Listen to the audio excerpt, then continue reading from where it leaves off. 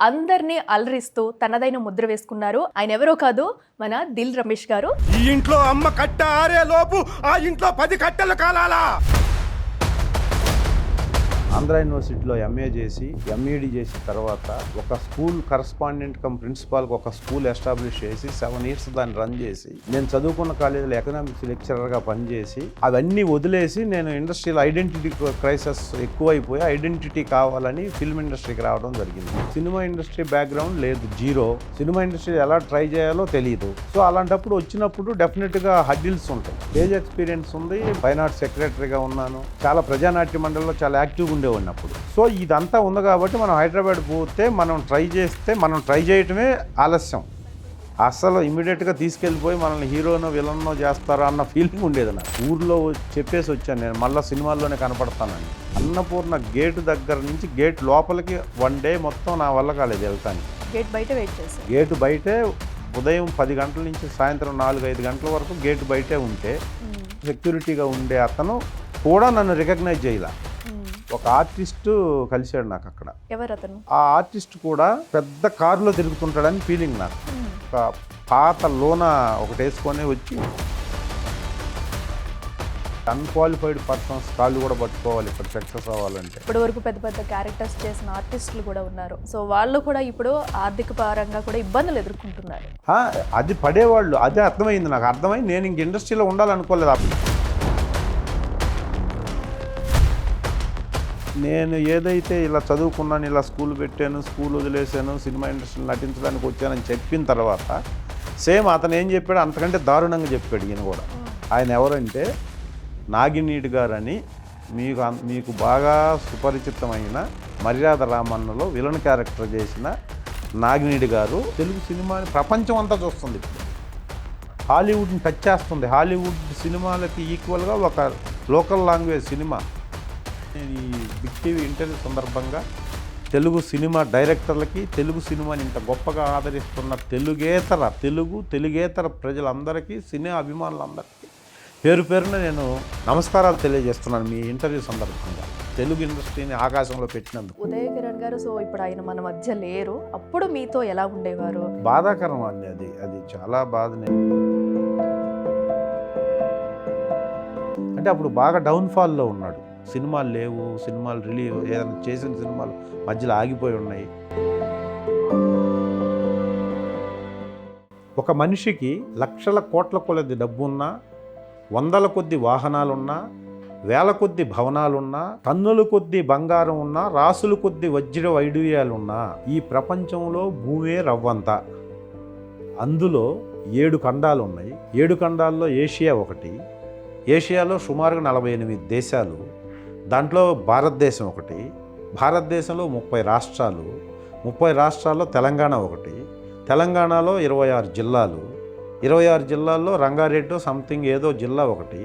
దాంట్లో ఎన్ని మండలాలు, ఆ మండలాల్లో ఎన్ని గ్రామాలు, ఎన్ని గ్రామాల్లో నువ్వు ఎక్కడ ఉంటావు, నీ ఇల్లెంత, నీ ఇంట్లో నువ్వెంత, అసలు నీకున్నదెంత, నువ్వెంత, ఎందుకు నాది నేను అని గర్వపడతావు? ఈ ప్రపంచంలో మనిషి పుట్టుక కళ్ళు తెరిస్తే జననం, కళ్ళు మూస్తే మరణం. రెప్పపాటు ఈ జీవితంలో ఏదీ నీది కాదు. ఏం తెచ్చావని ఏం పోగొట్టుకుంటావు, ఏం పోగొట్టుకున్నావని బాధపడతావు. ఏమీ నువ్వు తేలేదు, ఏమీ నువ్వు పోగొట్టుకోవు. మనిషిగా పుట్టావు కాబట్టి 4 మంచి మనుషుల్ని సంపాదించు. పోయేలోపు నిన్ను మొయ్యడానికి 4 మంచి మనుషులు కావాలి కాబట్టి 4కు ఉపయోగపడుతూ జీవించు. ఇదే జీవితం. అసలు ఈ బిగ్ టీవీ ఇంటర్వ్యూలో మీరు ఇప్పటి వరకు అసలు నెగిటివ్ కానీ లేకపోతే కాంట్రవర్సీగా ఒక్కటి కూడా అడగలేదు. I'm so happy for that. Thank you sir. Hi, hello, welcome to Big TV special chit chat. ఈరోజు మనతో ఒక స్పెషల్ గెస్ట్ ఉన్నారు. తనకంటూ ఎలాంటి బ్యాక్గ్రౌండ్ లేకుండా కూడా ఇండస్ట్రీకి వచ్చి సుమారుగా 28 years నుంచి కూడా ఇటు ఇండస్ట్రీలో అందరినీ అలరిస్తూ తనదైన ముద్ర వేసుకున్నారు. అండ్ అలాగే తన పర్సనల్ లైఫ్లో కూడా ఎన్నో ఇబ్బందులు ఎదుర్కొంటూ తనకంటూ ఒక ప్రత్యేకత సంపాదించుకుని ఒక స్థాయిలో ఈరోజు ఉన్నారు. ఆయన ఎవరో కాదు, మన దిల్ రమేష్ గారు. సో ఆయన మనతో ఉన్నారు. ఆయన అడిగి మరిన్ని విషయాలు తెలుసుకుందాం. హలో సార్, నమస్తే అండి. నమస్తే అమ్మా. How are you sir? Fine, చాలా బాగున్నాను. సరే, ఇప్పటివరకు కూడా మీరు ఇండస్ట్రీకి వచ్చిన తర్వాత అందరినీ అలరిస్తూ మమ్మల్ని అందరినీ చాలా మూవీస్లో ఒక విలన్ పాత్రలో కూడా మమ్మల్ని అందరినీ అలరిస్తూ భయపడుతూ కూడా వచ్చారు. అండ్ అలాగే పర్సనల్ లైఫ్లో కూడా ఎన్నో ఇబ్బందులు ఎదుర్కొంటూ కూడా ఇంత స్థాయికి చేరుకున్నారు. అసలు మీరు ఇంత సక్సెస్ అవ్వడానికి టర్నింగ్ పాయింట్ ఎక్కడొచ్చింది? ముందుగా నన్ను బిగ్ టీవీ ఇంటర్వ్యూకి ఆహ్వానించి ఈ విధంగా బిగ్ టీవీ ప్రేక్షకులకు, బిగ్ టీవీ అభిమానులకు నన్ను పరిచయం చేస్తున్నందుకు బిగ్ టీవీ యాజమాన్యానికి నేను మనస్ఫూర్తిగా నమస్కారాలు తెలియజేసుకుంటూ, చెప్పండి, మీరు అడిగారు ఎక్కడ టర్నింగ్ పాయింట్ వచ్చిందని. అది నేను చెప్పాలి, బట్ చెప్పేదానికంటే ముందే తెలుగు 2 రాష్ట్రాల్లో ఉన్న తెలుగు సినీ అభిమానులందరికీ తెలుసు నాకు టర్నింగ్ పాయింట్ వచ్చింది దిల్ సినిమాలో. 2003లో అంటే ఇప్పుడు దాదాపుగా 22 సంవత్సరాల క్రితం వచ్చిన దిల్ సినిమా నాకు టర్నింగ్ పాయింట్. అది నా 50వ సినిమా. 49 సినిమాలు చేసిన తర్వాత 50వ సినిమాగా వచ్చిన దిల్ సినిమాతో నేను దిల్ రమేష్గా ఇండస్ట్రీలో స్థిరపడటానికి కారణం. ఈ సందర్భంగా ఆ సినిమాలో క్యారెక్టర్ ఇచ్చిన వివి నాయక్ గారికి, పుల్లారావు గారి ఒక కో డైరెక్టర్ సలహాతో నాకు క్యారెక్టర్ ఇచ్చారు. ఆ సినిమా దిల్ రాజు గారికి, ఇప్పుడు సూపర్ ప్రొడ్యూసర్గా ఉన్న దిల్ రాజు గారికి ఫస్ట్ సినిమా, అది మొదటి ప్రొడక్షన్ వెంకటేశ్వర క్రియేషన్స్లో. ఆ సినిమాలో నాకు అవకాశం ఇచ్చారు. కాబట్టి దిల్ రాజు గారికి, వినాయక్ గారికి బిగ్ టీవీ ఇంటర్వ్యూ సందర్భంగా కృతజ్ఞతలు తెలియజేస్తున్నాను మనస్ఫూర్తిగా. Okay sir. అంటే మీరు చెప్పారు 50వ సినిమాకి నాకు ఈ గుర్తింపు వచ్చిందని చెప్పేసి. అంతకుముందు 49 మూవీస్ మీరు ఆల్రెడీ చేశారు. సో ఈ మూవీస్ చేసినప్పుడు మీరు ఎప్పుడైనా వెయిట్ చేశారా, ఎప్పుడు నాకు గుర్తింపు వస్తుంది అని చెప్పేసి? సో మనం ఆల్రెడీ దానిలో దేనిలో అయినా సరే వస్తున్నామంటే మనకంటూ ఒక గుర్తింపు ఉండాలని చెప్పేసి అనుకుంటూ ఉంటాం అఫ్కోర్స్ ఎవరైనా. సో మీరు 49 మూవీస్ కంప్లీట్ చేసిన తర్వాత 50వ సినిమాకి ఈ గుర్తింపు వస్తుందని మీరు ఎక్స్పెక్ట్ చేశారు అసలు? నేను సినిమా ఇండస్ట్రీకి గుర్తింపు కోసం వచ్చాను. అసలు సినిమా ఇండస్ట్రీకి ఎందుకు వచ్చాను అనేది చెప్పాలి మీరు అడిగిన క్వశ్చన్ కంటే ముందు. నాది ఎక్కడో ప్రకాశం జిల్లాలో, ఇప్పుడు ఆంధ్రప్రదేశ్లో ఉన్న ప్రకాశం జిల్లాలో కందుకూరు అని ఒక మున్సిపాలిటీలో నా బ్రాటప్ అంతా జరిగింది. ఓకే.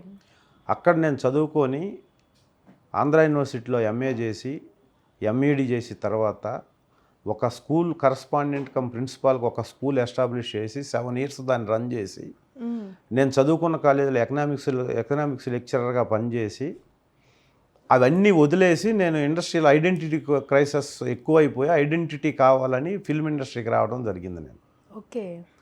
అప్పుడు ఐడెంటిటీ ఉండేది. యాజ్ ఏ ఎడ్యుకేషన్ ఇన్స్టిట్యూట్ని రన్ చేసే ఒక కరస్పాండెంట్ కమ్ ప్రిన్సిపాల్గా నాకు మంచి ఐడెంటిటీ ఉండేది మా ఏరియాలో.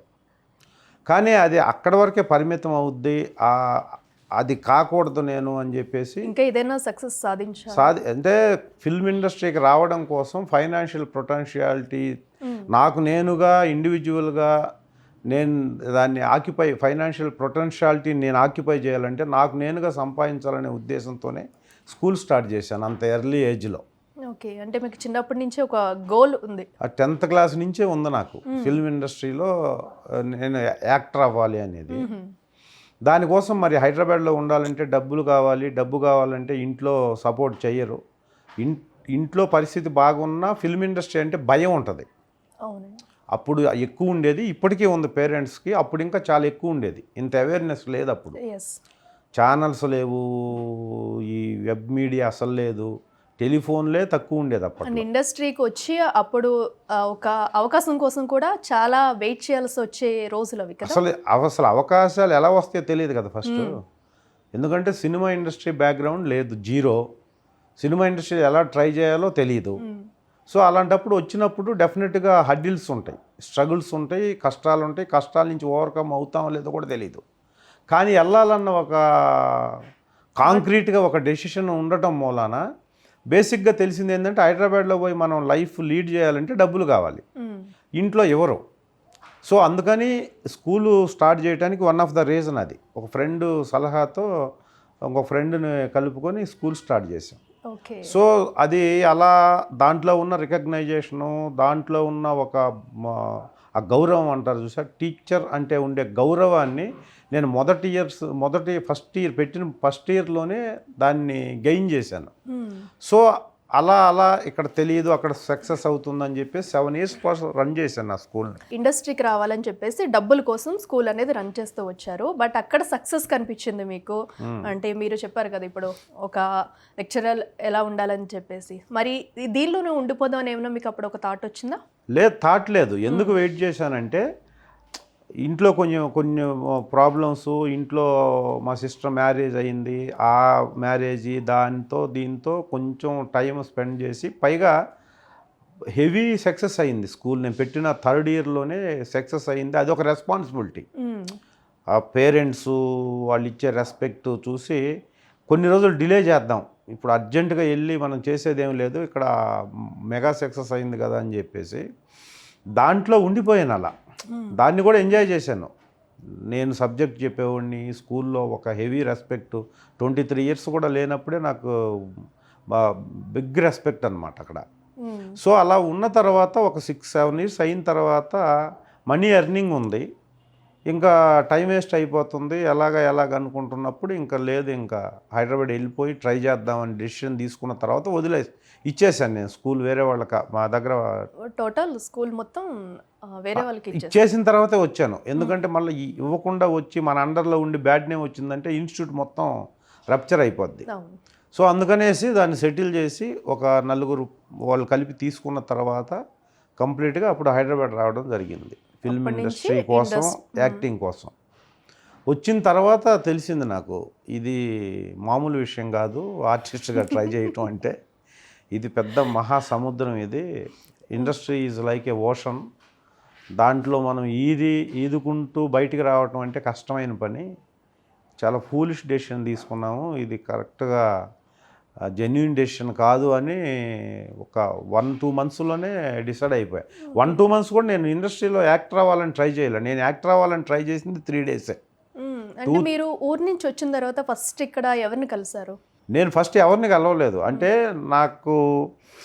నేను అక్కడ ఎడ్యుకేషన్ ఇన్స్టిట్యూట్ రన్ చేసేటప్పుడే నాకు స్టేజ్ ఎక్స్పీరియన్స్ ఉంది.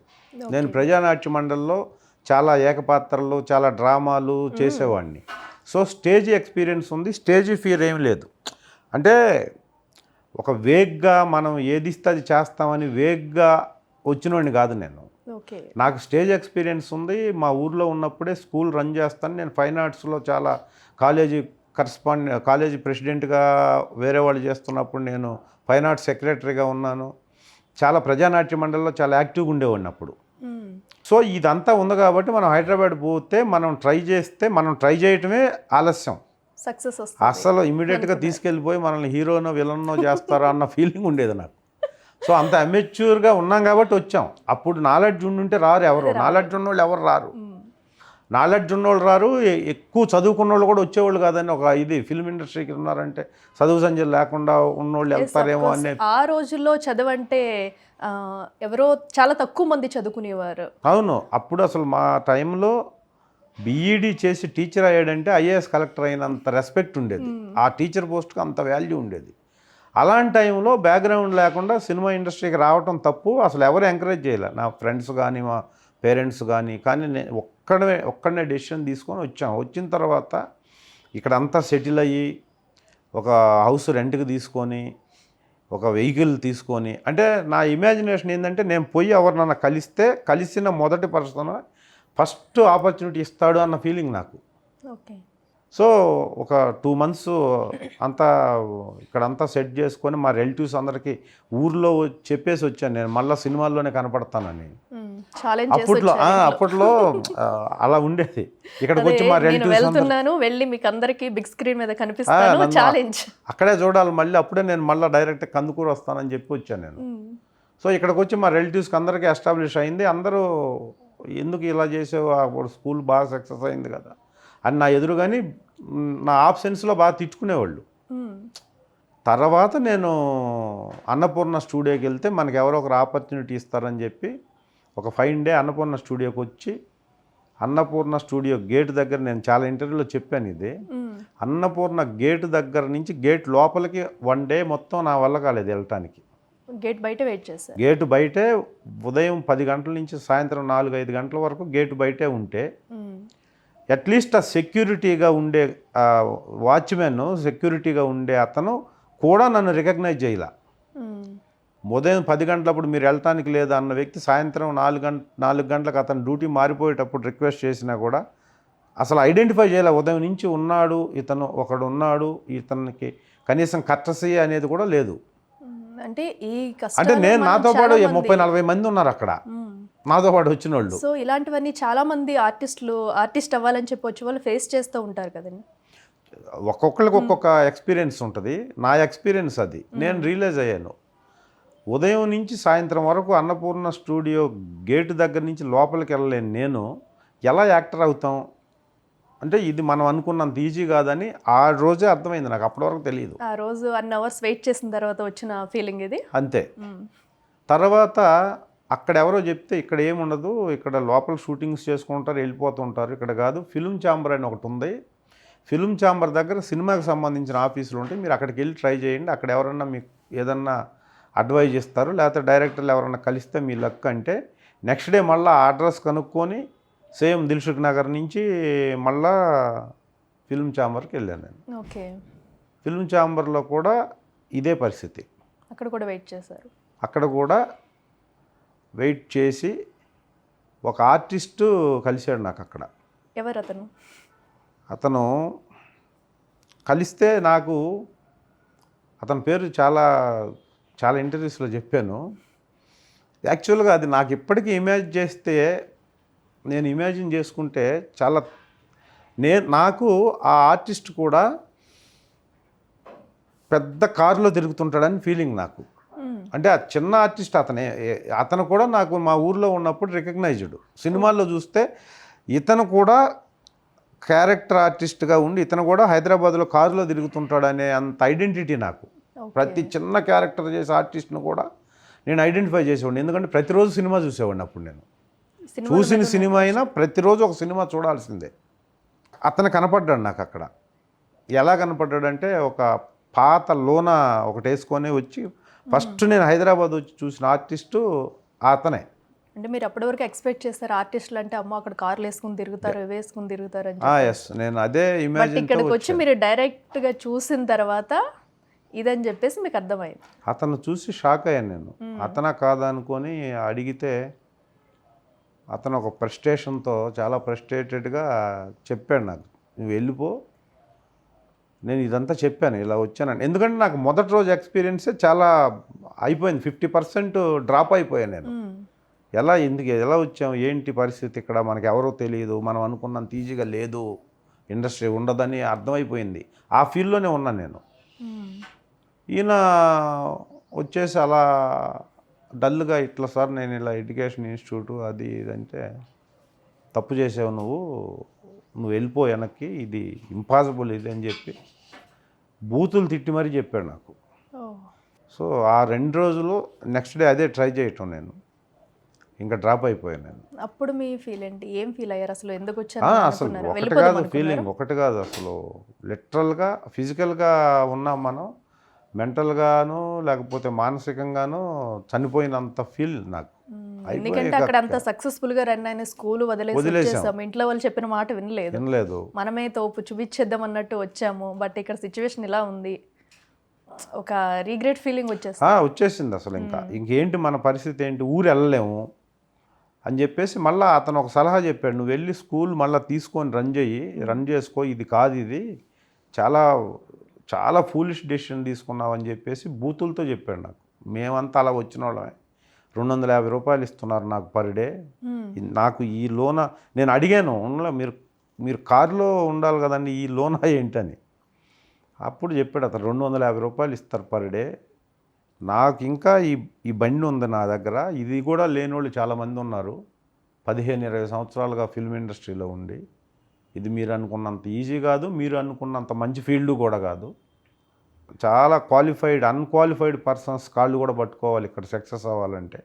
ఇంత చదువుకొని నీకు ఆ కర్మ ఏంటి, ఎంతోమందిని నువ్వు తయారు చేయగలవు, పనికొచ్చే పిల్లల్ని, పనికిరాని పిల్లల్ని పనికొచ్చేవాళ్ళలాగా, ఎందుకు ఈ కష్టం అని చెప్పి ఆయన ఎక్స్పీరియన్స్ చెప్పాడు నాకు. అర్థమైపోయింది ఇంకా.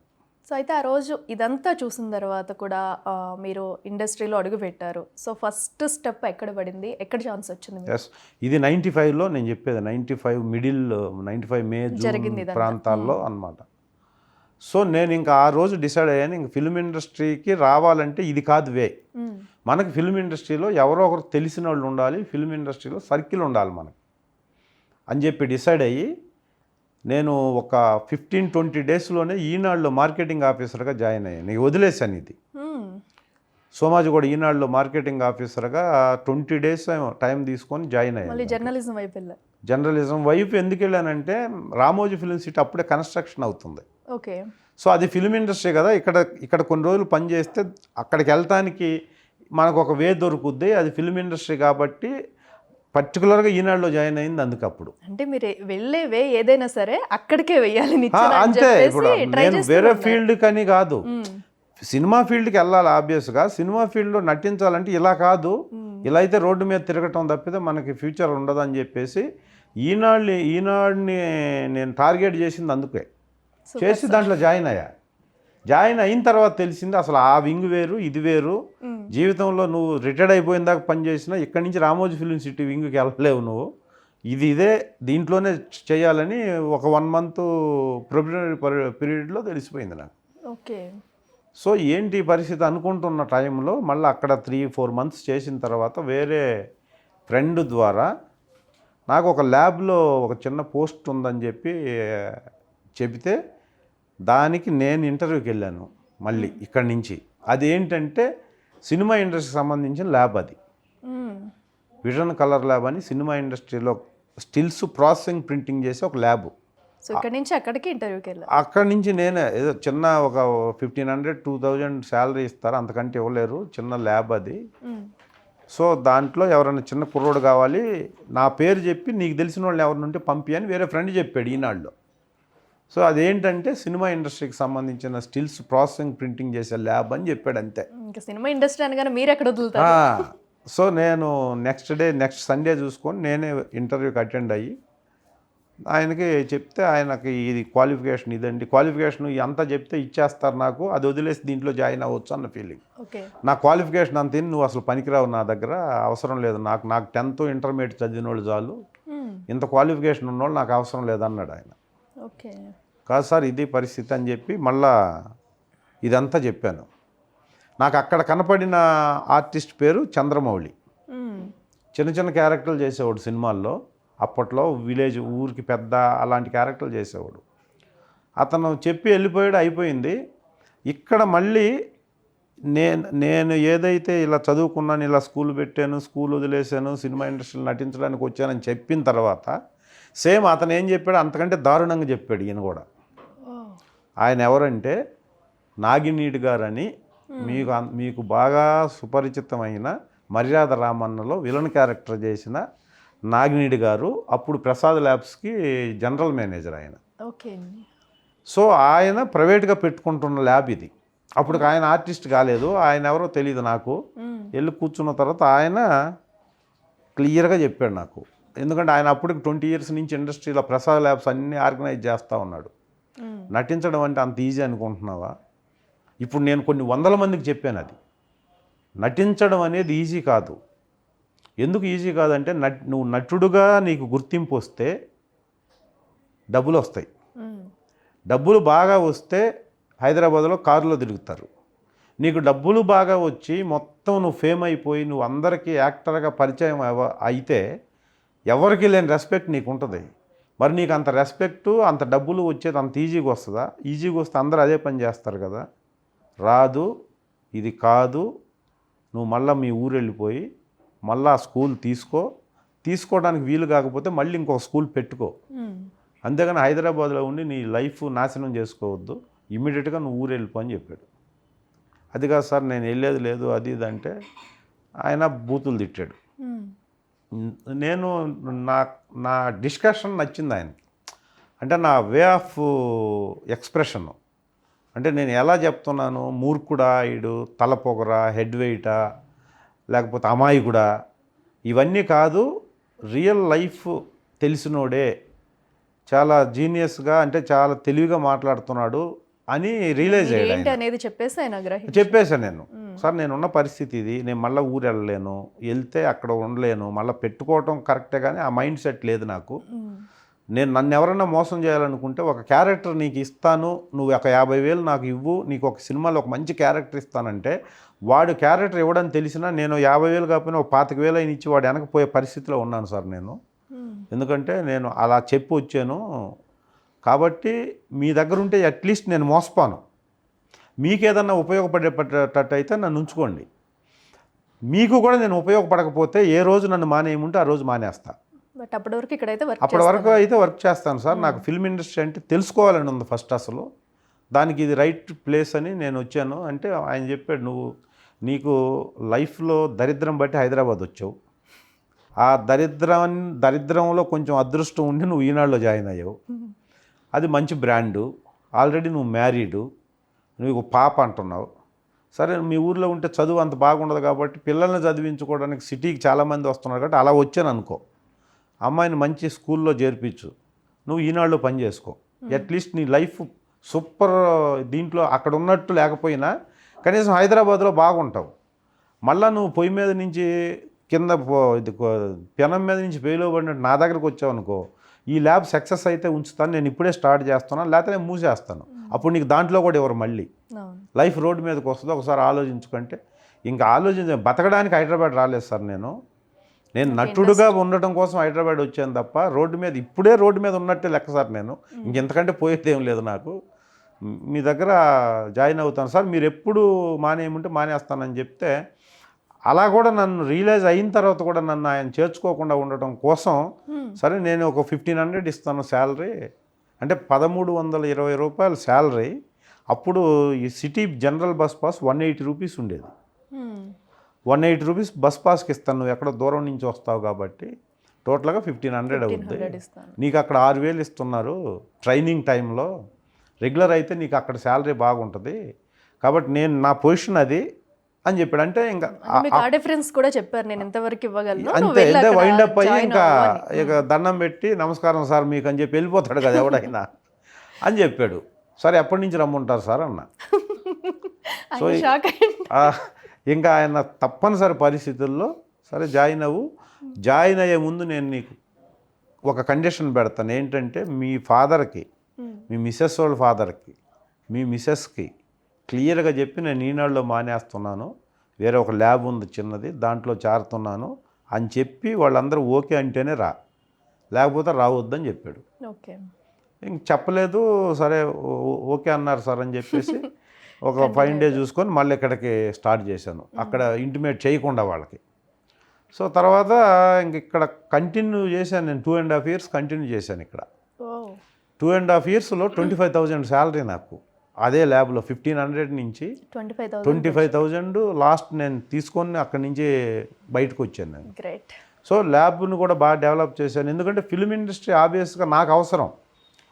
బిజినెస్ డెవలప్ చేయడానికి అనేది కాదు అక్కడ ఫస్ట్ ప్రయారిటీ, నేను డెవలప్ అవ్వాలంటే. మీరు ఎక్కడన్నా కూడా మీరు డెవలప్మెంట్ చూసుకున్నారంటే ఇండస్ట్రీకి వెళ్ళాలంటే నేను ఎలాగా ఉండాలి, ఎలా మారాలి, ఎలా ఇప్పుడు అసలు ఇది సినిమా ఇండస్ట్రీకి సంబంధించిన బిజినెస్. సో ఆయన 8 hours వర్క్ చేయమంటే నేను 12-13 hours వర్క్ చేసేది, అందరినీ కలిసి. బిజినెస్ ర్యాపిడ్గా సక్సెస్ అయింది, ఆ ల్యాబ్ చాలా సక్సెస్ అయింది.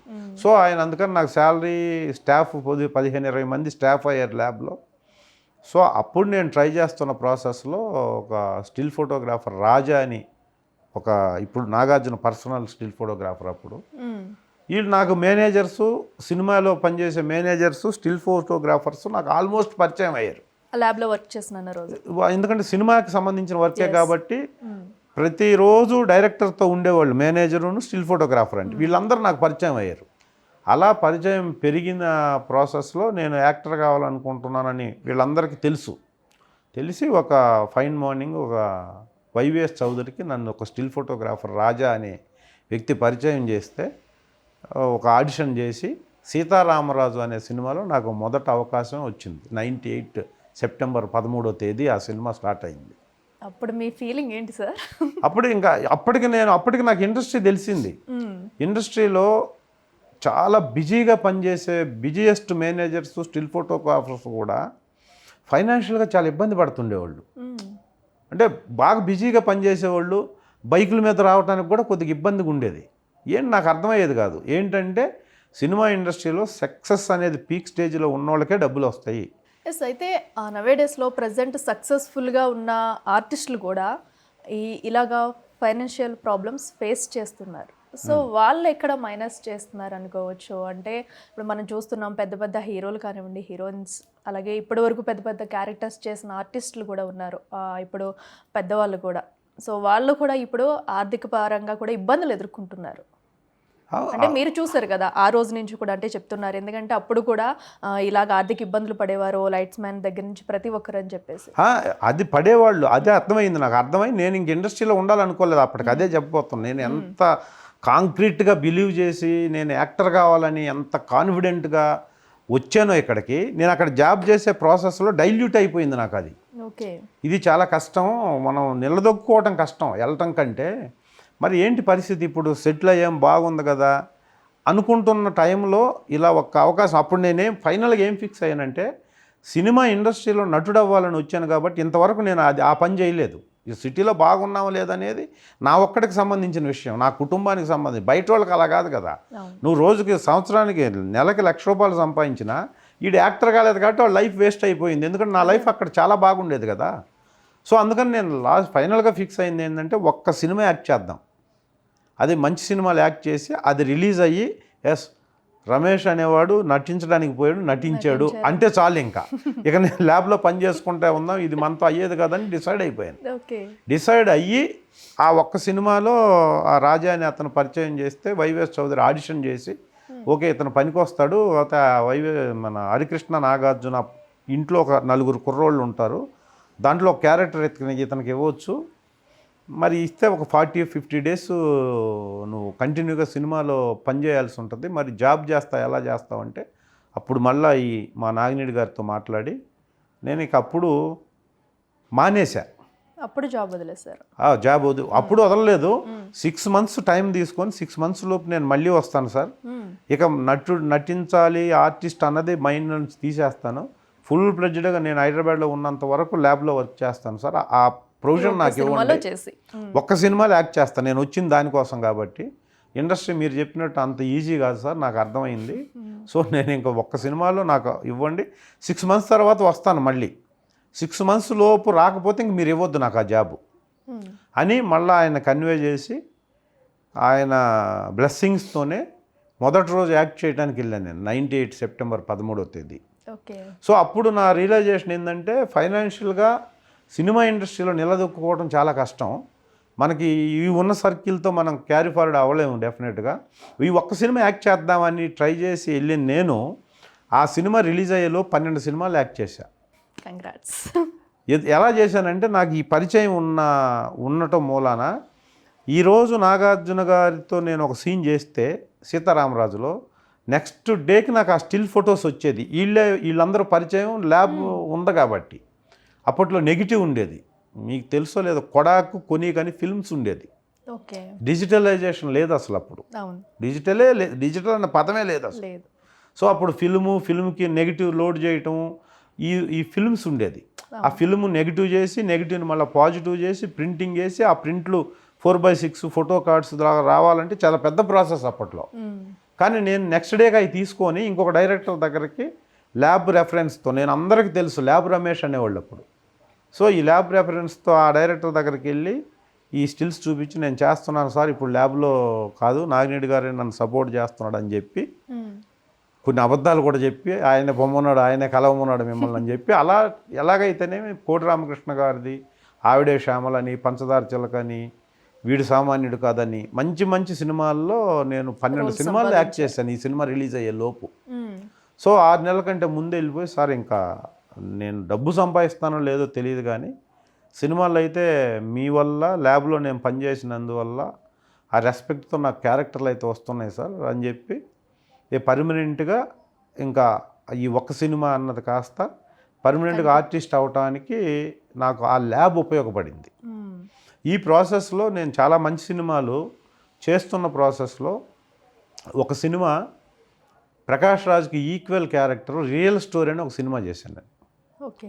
Real story. ప్రకాష్ రాజు గారిది ఇన్వెస్టిగేటివ్ ఆఫీసర్ ఆయన. ఆ ఇన్వెస్టిగేషన్ ఎవరి కోసం చేస్తున్నాడో స్వామి అనే క్యారెక్టర్ నేను చేశాను. కారు డ్రైవింగ్ కూడా రాకుండా కారు డ్రైవర్ క్యారెక్టర్ చేశాను ఆ అంటే సినిమాలో. అప్పటి వరకు మీరు చేసిన క్యారెక్టర్స్కి ప్రకాష్ రాజ్ గారితో చేసే క్యారెక్టర్కి మీకు ఏం డిఫరెన్స్ అనిపించింది? అంటే గుర్తిస్తారు కదా, సో ఓకే మీకు ఫస్ట్ మూవీలో ఒక క్యారెక్టర్ ఇస్తారు, నెక్స్ట్ మూవీలో ఈ క్యారెక్టర్కి బాగుంటారని చెప్పేసి. సో అలా ఈ ప్రకాష్ రాజ్ గారితో క్యారెక్టర్ ఎలా వచ్చింది? నాకేం పెద్దగా ఎవరితో చేస్తున్నా, ఎందుకంటే నేను ఫస్ట్ సినిమా చేశాను. ఫస్ట్ సినిమా నాగార్జున గారు హరికృష్ణ గారితో చేశాను నేను. 40 రోజులు వాళ్ళు చాలా బాగా రిసీవ్ చేసుకున్నారు, చాలా బాగా మాట్లాడేవాళ్ళు. సో అప్పుడు అదే పెద్ద సినిమా కాబట్టి తర్వాత ఆవిడే శ్యామల, పంచదార ఆవిడే శ్యామలలోనే నేను ప్రకాష్ రాజ్ గారితో యాక్ట్ చేశాను. రెండో సినిమానే అది. ఒక అయ్యప్ప మాల వేసుకొని ప్రకాష్ రాజ్ గారితో నేను ప్రకాష్ రాజ్ గారితోనే ఉంటాను. ఒక పెద్ద సాంగ్ ఉంటుంది, ఒక 4-5 డేస్ ఆ సాంగ్లో ఆయనతో పాటు చేశాను. ఇంకా నాకు ఈ యాక్టర్తో వీళ్ళతో చేస్తున్నా వాళ్ళతో చేస్తున్నాను స్పెషలైజేషన్ ఏం లేదు. తర్వాత మళ్ళీ రియల్ స్టోరీలో ఆయనతో పెద్ద క్యారెక్టర్ చేశాను. ఎంతసేపు గోల్ ఎలా ఉండేదంటే వెళ్ళిపోవాలి, ఫాస్ట్గా వెళ్ళిపోవాలి వెళ్ళాలి యాక్టర్ అన్న ప్రాసెస్లో మొదటిసారి పెద్ద హిట్ సినిమా చేసింది నేను నువ్వు నేను. 2001లో నువ్వు నేనులో ఒక తనికెళ్ళ భరణి దగ్గర పాలు అమ్ముకునేవాడు ఒక క్యారెక్టరు చేస్తే ఆ సినిమా పెద్ద హిట్ అప్పట్లో. ఉదయ్ కిరణ్ గారి రెండో సినిమా అది, తేజ గారి రెండో సినిమా చిత్రం తర్వాత. దాంట్లో నన్ను సెలెక్ట్ చేసి దాంట్లో ఒక క్యారెక్టర్ ఇచ్చారు. అప్పటి నుంచి రమేష్ నువ్వు ఎంత తీసుకుంటావు అని బేసిక్గా అడిగేవాళ్ళు. అంటే అప్పటి వరకు ఇచ్చింది తీసుకొని చేయటమే. సో నువ్వు నేనులో నాకు ఉదయ్ కిరణ్ గారికి నాకు కాలేజ్ గేట్ దగ్గర ఒక ఫైట్ ఉంటుంది. సో అక్కడి నుంచి మినిమం రికగ్నైజేషన్ వచ్చింది నాకు.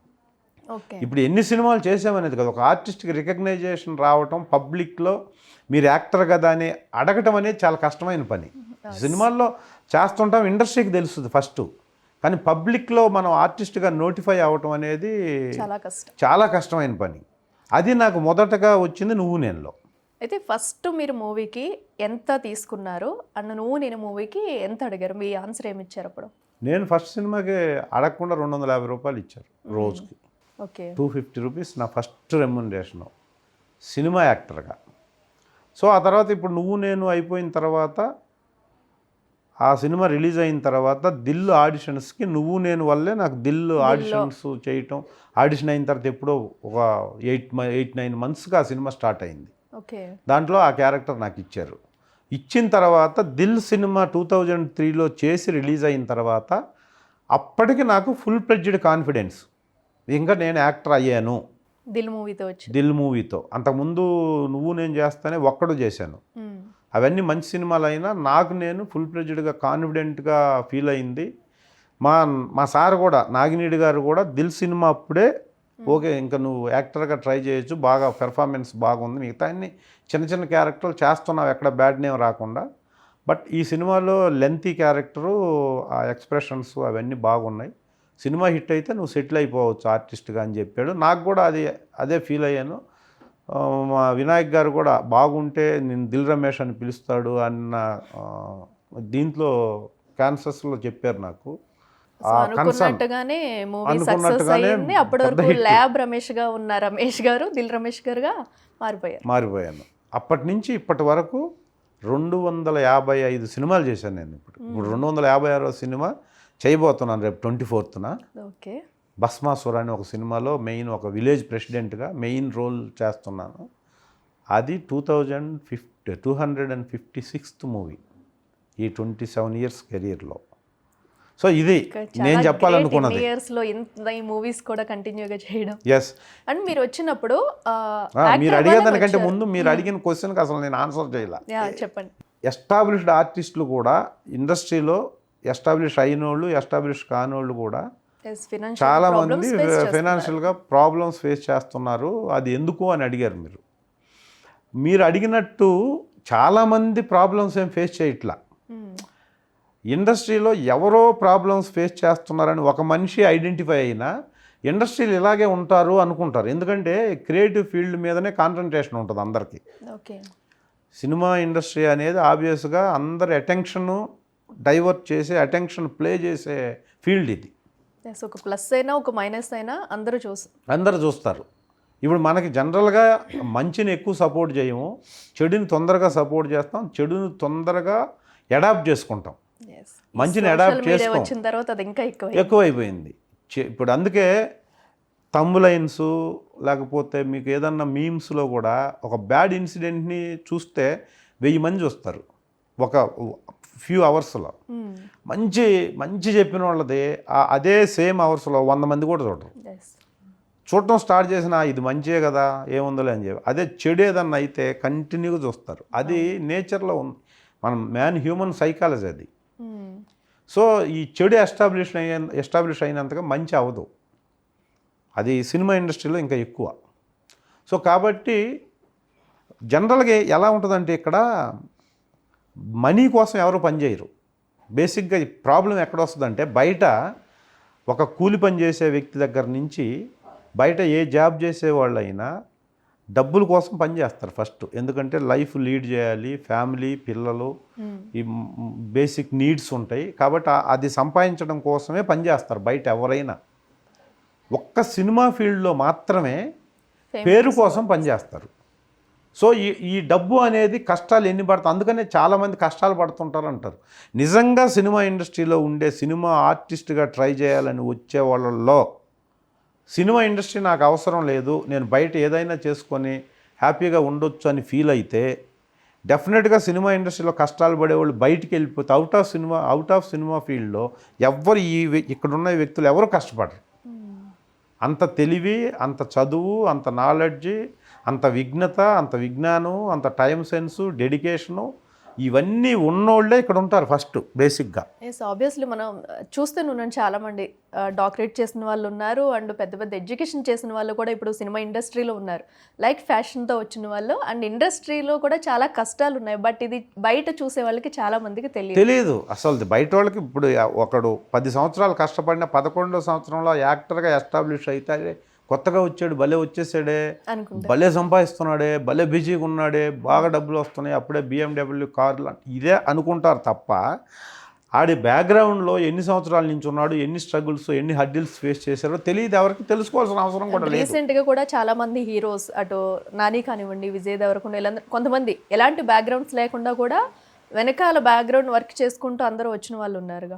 బ్యాక్గ్రౌండ్ లేకపోవచ్చు కానీ బ్యాక్గ్రౌండ్లో వర్క్ ఉంటుంది. ఊరికే అది తెలియదు ఎవరికి, మనం చెప్తే తెలుస్తుంది ఓహో ఇంత కష్టం ఉంటుందా అని. అది కూడా నేను ఇంత కష్టపడ్డాను అని అందరూ చెప్పాల్సిన అవసరం కూడా లేదు కదా. మీడియా ముఖంగా అందరికీ తెలియపరచాల్సిన అవసరం లేదు. కొంతమంది తెలియపరుస్తారు, కొంతమంది తెలియపరచరు. బట్ ప్రతి సక్సెస్ అయిన ప్రతి వ్యక్తి అనక చాలా హార్డ్ వర్క్ ఉంటుంది, అది బ్యాక్గ్రౌండ్ ఉన్నా బ్యాక్గ్రౌండ్ లేకున్నా. సో ఇప్పుడు మీరు కూడా ఒక గోల్ పెట్టుకుని ఇప్పుడు చూస్తున్నాం కదా, ఇప్పుడు మీరు చెప్పినవన్నీ కూడా అంటే ఒక యాక్టర్ అవ్వాలన్న దానికోసం మీరు చిన్నప్పుడే మీరు 10th క్లాస్లో ఉండగానే ఒక గోల్ పెట్టుకుని నేను డబ్బు సంపాదించాలి, వెళ్ళాలి, యాక్టర్ అవ్వాలి, దానికోసం ఎన్ని కష్టాలు పడ్డారు ఇవన్నీ ఎవరికి తెలియదు, చెప్తేనే కానీ చెప్తే తెలుస్తుంది. ఇప్పుడు నేను డబ్బు అక్కడ సంపాదించాలనుకున్నాను తప్ప, అక్కడ సంపాదించుకొని ఇక్కడికి రావాలనుకున్నాను తప్ప ఇక్కడికి వచ్చి సంపాదించాలనుకోవాలి. అప్పుడు అనుకోలేదు, ఇప్పుడు అనుకోవట్లా. నేను వచ్చిన కాన్సెప్ట్ ఏంటంటే నాకు రికగ్నైజేషన్ కావాలి, ఐడెంటిటీ కావాలి. అది ఐడెంటిటీ ఎక్కడ వస్తుంది? ఇప్పుడు మనం ఒక ఎమ్మెల్యేగా పోటీ చేసి ఒక మినిస్టర్ అయినా కూడా నువ్వు పబ్లిక్ ఫిగర్ అవ్వాలంటే కష్టం. వాళ్ళకి ఆ పదవులు పోయినాయి అనుకో మళ్ళీ ఎవరూ పట్టించుకోరు. పాలిటిక్స్ కూడా ఒక్కసారి సినిమా యాక్టర్ అయితే నువ్వు కొన్ని సినిమాలు యాక్ట్ చేస్తే నీకు సరిగ్గా పేరు వస్తే కొన్ని దశాబ్దాలు వాళ్ళు అలా ఉండిపోతారు జనాల్లో. సో అదే ఐడెంటిటీ. నేను అలా ఐడెంటిటీగా కోరుకున్నాను కాబట్టి నేను కష్టపడాలి అని చెప్పి ఇండస్ట్రీకి వచ్చా. కానీ ఇండస్ట్రీలో కష్టపడి డబ్బులు సంపాదించాలని రాలా, నేను కాదు. ఇప్పుడు ఇండస్ట్రీలో ఉన్న వాళ్ళు ఎవరో ఫస్ట్ ప్రయారిటీ అవకాశాలు రావాలి, మనకు మంచి గుర్తింపు రావాలి, ఆడియన్స్ మనల్ని గుర్తించాలి. అంటే ఆబ్వియస్గా గుర్తింపు నీకు వస్తే డబ్బులు వస్తాయి. నిన్ను ఒకళ్ళు గుర్తించే స్టేజ్కి నువ్వు వెళ్ళావంటే నువ్వు సొసైటీలో లావిష్గా, అంటే కోరికలు 3 రకాలు ఉంటాయి మనిషికి: అవసరాలు, సౌకర్యాలు, విలాసాలు. అంటే నీడ్స్, ఫెసిలిటీసు, లగ్జరీసు. సో నువ్వు లగ్జరీగా బ్రతకడానికి నీకు డబ్బులు రాకపోవచ్చు, కానీ నువ్వు సఫిషియెంట్గా బ్రతకడానికి ఫిల్మ్ ఇండస్ట్రీ డెఫినెట్గా నీకు ఐడెంటిటీ ఇచ్చిందంటే డబ్బులు ఇచ్చినట్టే. నీకు డెఫినెట్గా నన్ను ఇప్పుడు ఇక్కడ కూర్చోబెట్టి ఇంటర్వ్యూ చేస్తున్నారంటే మీరు ఈ హైదరాబాద్ సిటీలో నేను చాలా సఫిషియెంట్గా బ్రతకడానికి ఫిల్మ్ ఇండస్ట్రీ ఇస్తున్నట్టే. అవును. ఆ ఇచ్చే పొజిషన్ లేకపోతే నేను ఇక్కడికి రాను. ఇక్కడికి వచ్చేంత గుర్తింపు నాకు. మీరు ఇప్పుడు చాలామంది ఆర్టిస్టులు ఉన్నారు, బిగ్ టీవీలో ఇంటర్వ్యూకి మీరు అందరినీ పిలవరు కదా. లేదు. ఒకవేళ అందరూ మేము బిగ్ టీవీలో ఇంటర్వ్యూ చేస్తామని మీకు ఫోన్ చేసినా కూడా మీ మేనేజర్స్, ఈ ప్రోగ్రామ్ డిజైన్ చేసిన వాళ్ళు ఎవరో ఫోన్ చేసిన ప్రతి ఒక్కరిని కూర్చోబెట్టరు ఇక్కడ. ఎందుకంటే ఇక్కడ కూర్చోవాలంటే మినిమం ఒక ఆర్టిస్ట్కి ఒక క్రెడిబిలిటీ ఉండాలి, ఒక రేంజ్ ఉండాలని ఫీల్ అవుతారు. ఎందుకంటే ఆ రేంజ్ లేని వాళ్ళని తెచ్చి కూర్చోబెడితే ఛానల్ రేంజ్ పడిపోద్ది. అలాగే బిగ్ టీవీలో ఒక సూపర్ హీరోని తీసుకొచ్చి ఇక్కడ కూర్చోబెట్టి మీరు ఇంటర్వ్యూ చేయలేరు. ఎందుకని? బిగ్ టీవీకి వస్తే అతని క్రెడిబిలిటీ పడిపోద్ది. సో ఏదైనా సైమల్టేనియస్గా ఒక రేంజ్ ఉన్న దానికే, ఆ రేంజ్ ఉన్న దాంట్లోనే వర్కౌట్ అవుతుంటుంది. సో మీరు ఇప్పుడు ఒక సూపర్ హీరోని ఇంటర్వ్యూ చేయాలంటే ఆయన ఇంటికి వెళ్తారు, రిక్వెస్ట్గా అడిగి ఒక టైం తీసుకొని, సార్ మీ ఇంటర్వ్యూ కావాలని వెళ్తారు. ఇప్పుడు నేను రిక్వెస్ట్ నన్ను రిక్వెస్ట్ చేస్తే నేను స్టూడియోకి వచ్చా. ఇది రేంజ్ అనమాట, క్రెడిబిలిటీ ఎవరికైనా. సో నన్ను ఇప్పుడు ఇక్కడ పిలిచి ఇంటర్వ్యూ చేసి, లేకపోతే దీనికి ముందు చాలా ఛానల్స్ ఇంటర్వ్యూ చేశాను నేను. ఈ వెబ్ మీడియాలో టాప్ పొజిషన్లో ఉన్న ఛానల్స్ నుంచి ఇప్పుడు టాప్ పొజిషన్కి వస్తున్న బిగ్ టీవీ ఛానల్స్ వరకు. సో అంటే నాకు ఒక సర్టన్ రేంజ్ ఇండస్ట్రీలో నేను సంపాదించుకున్నాను అని అర్థం. సో ఈ రేంజ్ వచ్చిందంటే నాకు డబ్బులు వస్తున్నాయి అని అర్థం. అయినా నేను ఇండస్ట్రీ ఇక్కడ హైదరాబాద్లో బాగా లేకుండా తిరుగుతున్నానంటే, అంటే నాకు మినిమం జనాలు ఐడెంటిఫై చేసే ఒక కారు లేకుండా, లేకపోతే ఒక చిన్న కారులోనో, లేకపోతే నా లైఫ్ జనాలు ఎక్స్పెక్ట్ చేసిన దానికంటే ఇంకా కింద స్టేజ్లో ఉందనుకో, that is my mistake only. Film industry mistake కానే కాదు. అది నాకు తెలియకపోవటమో, లేకపోతే నేను మిస్యూజ్ చేసుకోవటమో, లేకపోతే వచ్చిన మనీ మెయింటెనెన్స్ సరిగ్గా చేసుకోకపోవటం కారణం వల్ల నేను కష్టాలు పడుతున్నాను అని అర్థం. అది ఇండస్ట్రీ కష్టాలు పెడుతుందని కాదు. ఇప్పుడు మీరైతే అవన్నీ కూడా సరిగా మెయింటైన్ చేసుకుంటూ, ఇక్కడ మీకు ఓన్ హౌస్ కూడా ఉంది కదా హైదరాబాద్లో, ఉంది, అన్నిటినీ కూడా మేనేజ్ చేసుకుంటూ. సో మనం ఇందాక కదా మాట్లాడుకున్నామండి, అంటే కొంతమంది అంటే వచ్చిన దాన్ని కూడా కరెక్ట్గా వాళ్ళు యూస్ చేసుకోలేకపోతున్నారా ఏంటనేసి. అంటే మీకు ఇక్కడికి వచ్చిన తర్వాత, అంటే ఊర్లో కాకుండా వచ్చిన అమౌంట్తో అంటే ఎలా ప్లాన్ చేసుకున్నారు? ఒక హౌస్ కానివ్వండి, ఒక కార్కి అండ్ ల్యాండ్స్ కానీ. అవును, ఎవరైనా అండి, ఇప్పుడు మీరైనా వచ్చే ఇన్కంలో నుంచి జీవితంలో డబ్బు ఇంపార్టెన్స్ ఉంది, కానీ డబ్బే ఇంపార్టెన్స్ కాదు. అలా అని చెప్పేసి మనీ లేకుండా, అంటే డబ్బు లేకుండా ఏ పని, ఏ ఫ్యామిలీ రన్ అవ్వదు. కాబట్టి మనీ ప్రతి మనిషికి, ప్రతి కుటుంబానికి అవసరం. కానీ ఒక్కొక్కళ్ళ పొజిషన్ ఒక్కొక్క రకంగా ఉంటుంది. ప్రతి మనిషి ఎర్న్ చేస్తాడు, ఎంతో కొంత ఎర్న్ చేస్తాడు. ఎర్న్ చేసిన దాంట్లోనే సేవింగ్ మస్ట్ అండ్ షుడ్గా చేయాల్సిందే. ఫ్యూచర్ కోసం, మన ఫ్యూచర్కో, పిల్లల ఫ్యూచర్ కోసమో, ఎడ్యుకేషన్కో, హెల్త్ కోసమో డెఫినెట్గా సేవింగ్స్ ఉండాలి ఎవరి రేంజ్లో వాళ్ళకి.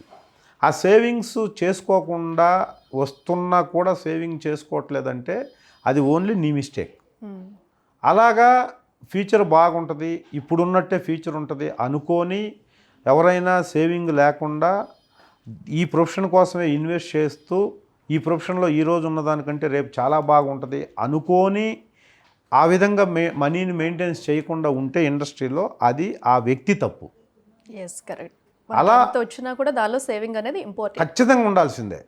నాకేముంది, ఇప్పుడు మనిషి జీవితం అనేది చాలా సెకండ్ అంటారు. ఈరోజు ఇప్పుడే మన ఫ్యూచరు, గతం అయిపోయింది, ప్రజెంట్ ఇలా ఉన్నాం, రేపేంటో తెలియదు. భవిష్యత్ వర్తమాన కాలాల్లో భవిష్యత్ కాలాన్ని గురించి ఎవరు ఎక్స్పెక్ట్ చేయలేరు. అదేంటంటే ఎప్పుడు పోతామో తెలియదు, ఎప్పుడు ఏమవుతుందో తెలియదు. అలాంటి జీవితం కోసం ప్లానింగ్ అవసరమా? ఏం అవసరం లేదు అనేది ఒక కాన్సెప్ట్ ఉంటుంది ఒక మనిషిలో, ప్రతి మనిషిలో ఒక పక్కన అది ఉంటుంది. కానీ ఎప్పుడు పోతామో తెలియదు కాబట్టి నీ ఇష్టం వచ్చినట్టు నువ్వు ఉంటాను అంటే నువ్వు అక్కడ ఉండాలి, సమాజంలో ఉండకూడదు మనిషి. అరిస్టాటిల్ అనే వ్యక్తి చెప్తాడు, మనిషి సంఘజీవి, man is a social animal. నువ్వు సొసైటీలో కొంతమందితో కలిసి జీవిస్తున్నప్పుడు నీకు ఖచ్చితంగా ప్లానింగ్ ఉండాల్సిందే. ప్లానింగ్ లేకపోతే నీతో పాటు ఉన్నవాళ్ళు కష్టాలు పడతారు, నువ్వు ఎర్నింగ్ చేసే పొజిషన్లో ఉన్నప్పుడు. కాబట్టి అది చేసుకోకపోతే తప్పు నీదే. అది ఇండస్ట్రీలో ఉన్నోళ్ళు కొంతమంది అలా ఉంటారు, ఇలా ఉంటారు. కానీ సేవింగ్ అనేది నువ్వు ఎలా చేస్తావో కానీ నీ సంపాదనలో నువ్వు సేవింగ్ చేసి తీరాల్సిందే అనేది నేను ఈ సందర్భంగా నా తోటి నటీనటులకు, ఎదిగిన నటీనటులకు, ఎదుగుతున్న నటీనటులకు కూడా మీ ఛానల్ ద్వారా చెప్తున్నాను నేను. చాలా సూపర్గా చెప్పారండి. ఎస్, ప్రతి ఒక్కరు కూడా సేవింగ్ అనేది అవసరం. అది ఎంత వచ్చినా కూడా ఇన్కమ్ ఎంత వచ్చినా నువ్వు సేవింగ్ చేస్తుంటేనే అది నీకు ఫ్యూచర్కి ఉపయోగపడుతుంది. ఫ్యూచర్లో డబ్బు చాలా ఇంపార్టెంట్. ఇప్పుడు అసలు నేను చెప్తానండి, డబ్బు మాత్రమే ఇంపార్టెంట్ కాదు. డబ్బు ఒక్కటే జీవితాన్ని నడపదు. రిలేషన్స్ కావాలి, హ్యూమన్స్ మన పక్కన ఉండాలి, అభిమానం ఉండాలి, స్నేహితులు ఉండాలి. వీళ్ళందరితో కలిపి మనం జీవిస్తున్నప్పుడు మనం ఎవరి మీద డిపెండ్ అవ్వకూడదు. సొసైటీ ఎలా అంటే మనం ఇంకొకరి మీద డిపెండ్ అవుతున్నాము అని తెలిస్తే అందరు దూరంగా వెళ్ళిపోతారు. నీతో మాట్లాడేవాళ్ళు కూడా మాట్లాడకుండా వెళ్ళిపోయే పరిస్థితి, బంధువులు కానీ స్నేహితులు కానీ ఎవరైనా. అందుకని మనం అసలు లైఫ్లో ఇతను ఇంకెవడి మీద డిపెండ్ అవ్వడం అన్నప్పుడు సమాజం మొత్తం మనకు చాలా దగ్గరకు ఉంటుంది. ఆ సమాజానికి దగ్గరగా ఉన్నప్పుడు మనకి ఇష్యూస్ రావు, ఫైనాన్షియల్ ఇష్యూస్ రావు, హెల్త్ ఇష్యూస్ అంతకంటే రావు.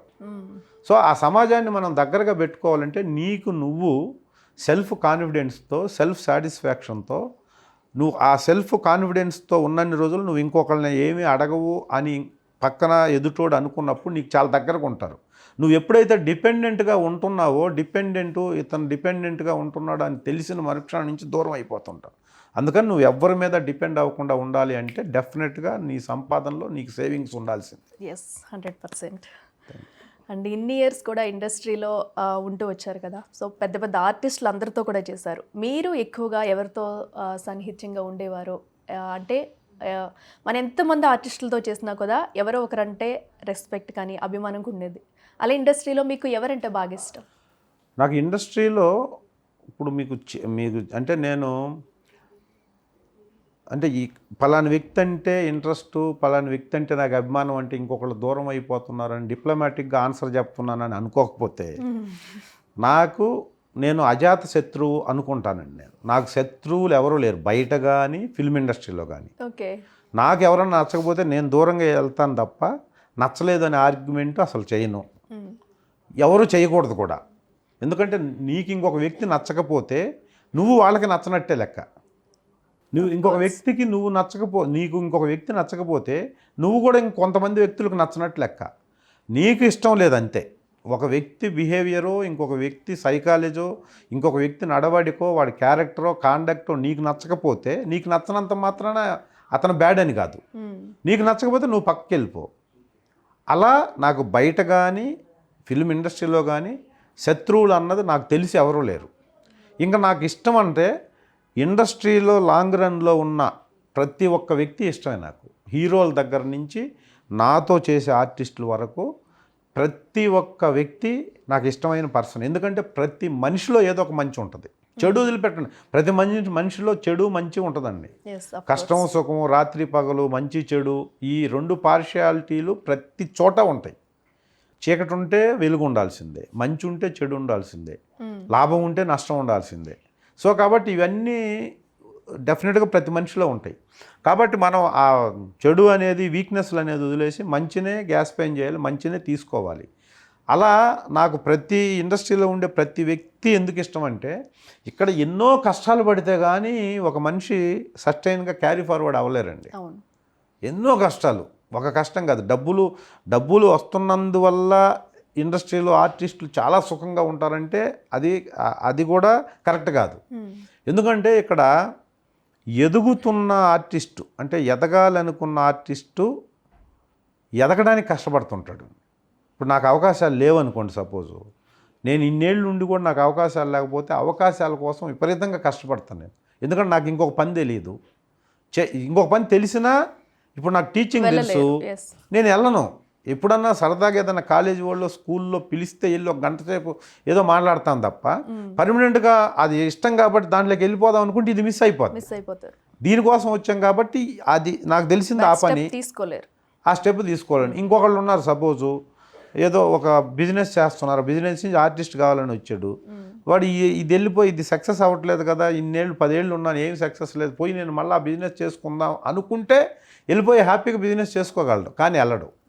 ఎందుకంటే ఇక్కడ 10 ఏళ్ళు కొంత ఎక్స్పీరియన్స్, కొన్ని సినిమాల్లో చేసాం, కొంత సర్కిల్ ఉంది కదా, ఇది మొత్తం వెళ్ళిపోద్ది కదా మళ్ళా. సో అందుకని అటు వెళ్ళడు. అలాగే ఇక్కడ పనిచేసే ప్రతి ఒక్కడు ఏదో ఎక్స్పీరియన్స్ గెయిన్ చేసి ఇక్కడ సస్టైన్ అవుతూ కష్టపడుతున్నారు. సో వాళ్ళందరూ అంటే ఎందుకు ఇష్టం అంటే అంత కష్టపడుతూ ఉన్నప్పుడు మనిషి మంచి వైపే ఉంటాడు. మంచి వైపు లేకుండా కష్టపడాలనే తత్వం లేని వాళ్ళు ఎవరు అసలు ఇండస్ట్రీలో ఉండరు. ఎందుకంటే ఇండస్ట్రీలో ఈజీగా ఏది రాదు. ఈజీగా పొరపాటున వచ్చినా అది ఎక్కువ రోజులు ఉండదు. సో కష్టపడే వాళ్ళే ఉంటారు కాబట్టి ఆ కష్టం నాకు డైరెక్ట్గా నాకు తెలుసు, నేను కష్టపడ్డాను, పడుతూనే ఉన్నాను. వాళ్ళందరూ ఇష్టమే. టాప్ టు బాలకృష్ణ గారి దగ్గర నుంచి నేను బాలకృష్ణ గారు, చిరంజీవి, నాగార్జున, వెంకటేష్ ఆ రేంజ్లో, కిందకు వస్తే ప్రభాస్ గారు, జూనియర్ ఆర్టిస్ట్ పవన్ కళ్యాణ్ గారు, రాజశేఖర్ గారి నుంచి మొత్తం అందరు హీరోలతో ఇంక్లూడింగ్ శర్వానంద్ లాంటి ఆది సాయి కుమార్ లాంటి సాయి కుమార్ గారి అబ్బాయి లాంటి అందరు హీరోలతో ఆల్మోస్ట్ ఆల్ యాక్ట్ చేశారు. సో వీళ్ళందరిలో గొప్ప లక్షణాలు లేకపోతే అసలు సస్టైనబిలిటీ ఉండదు ఇండస్ట్రీలో.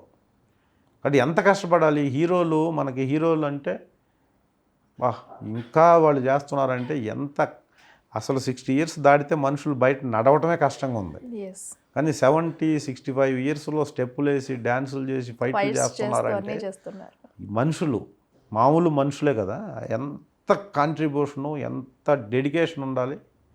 సో కాబట్టి టాప్ టు బాటం కింద కష్టపడే చిన్న ఆర్టిస్ట్ వరకు నాకు అందరు ఇష్టమైన వ్యక్తులే. ఇంకొకటి ఫిల్మ్ ఇండస్ట్రీలో ఏంటంటే అప్కమింగ్లో ఉన్నోళ్ళు క్యారెక్టర్లు తెచ్చుకోవడానికి కష్టపడతారు. క్యారెక్టర్లు వచ్చి నాలాగా కొద్దిగా పర్లేదు అతను బాగా చేస్తాడు అనుకున్నోళ్ళు ఆ ఉన్న క్వాలిటీస్తో ఆ ఉన్న క్యారెక్టర్ని కాపాడుకోవడానికి కష్టపడాలి, ఇంకా ఎదగడానికి ప్రయత్నం చేయాలి. బాగా ఎదిగిన వాళ్ళు ఆ పొజిషన్ పోకుండా, బిజినెస్ డ్రాప్ అవ్వకుండా, వాళ్ళకున్న ఆ వ్యూవర్షిప్ ఏదైతే అభిమానులు ఉన్నారో ఆ అభిమానులు పోకుండా ఉండేదానికి కష్టపడాలి. సినిమాలు ఎక్కువ వస్తున్న ఆర్టిస్టులు డేట్లు అడ్జస్ట్ చేసుకోవడానికి కష్టపడాలి.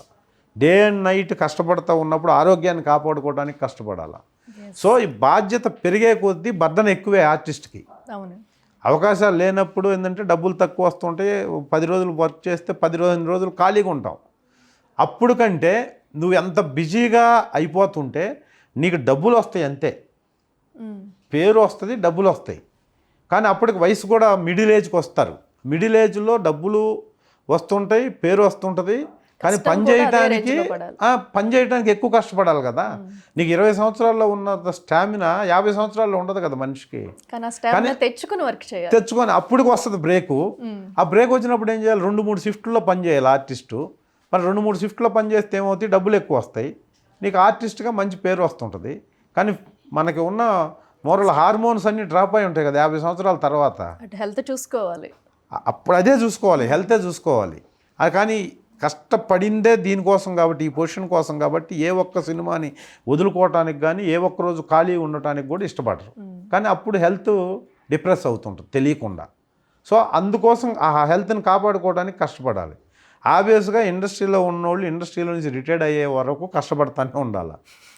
సో అంత కష్టం ఉండి ఇక్కడ ఉంటారు కాబట్టి ఫిల్మ్ ఇండస్ట్రీలో ఉన్న ప్రతి వ్యక్తి పేరున సెట్ బాయ్ దగ్గర నుంచి టాప్ డైరెక్టర్ వరకు, టాప్ హీరో వరకు నాకు అందరు ఇష్టమే, అందరు ఇష్టమైన వ్యక్తులే. ఓకే రమేష్ గారు, ఇంకా ఫైనల్లీ మీరు మ్యారేజ్ అయిన తర్వాతే ఇటు ఇండస్ట్రీలోకి వచ్చాననేసి చెప్తున్నారు. హైదరాబాద్కి రావడం జరిగిందన్నారు. మీది లవ్ మ్యారేజా? లేదమ్మా, లవ్ మ్యారేజెస్ తక్కువ ఉన్న టైంలో మేము మ్యారేజ్ చేసుకున్నాం అదృష్టం కొద్దీ. ఎందుకు అదృష్టం అన్నారు?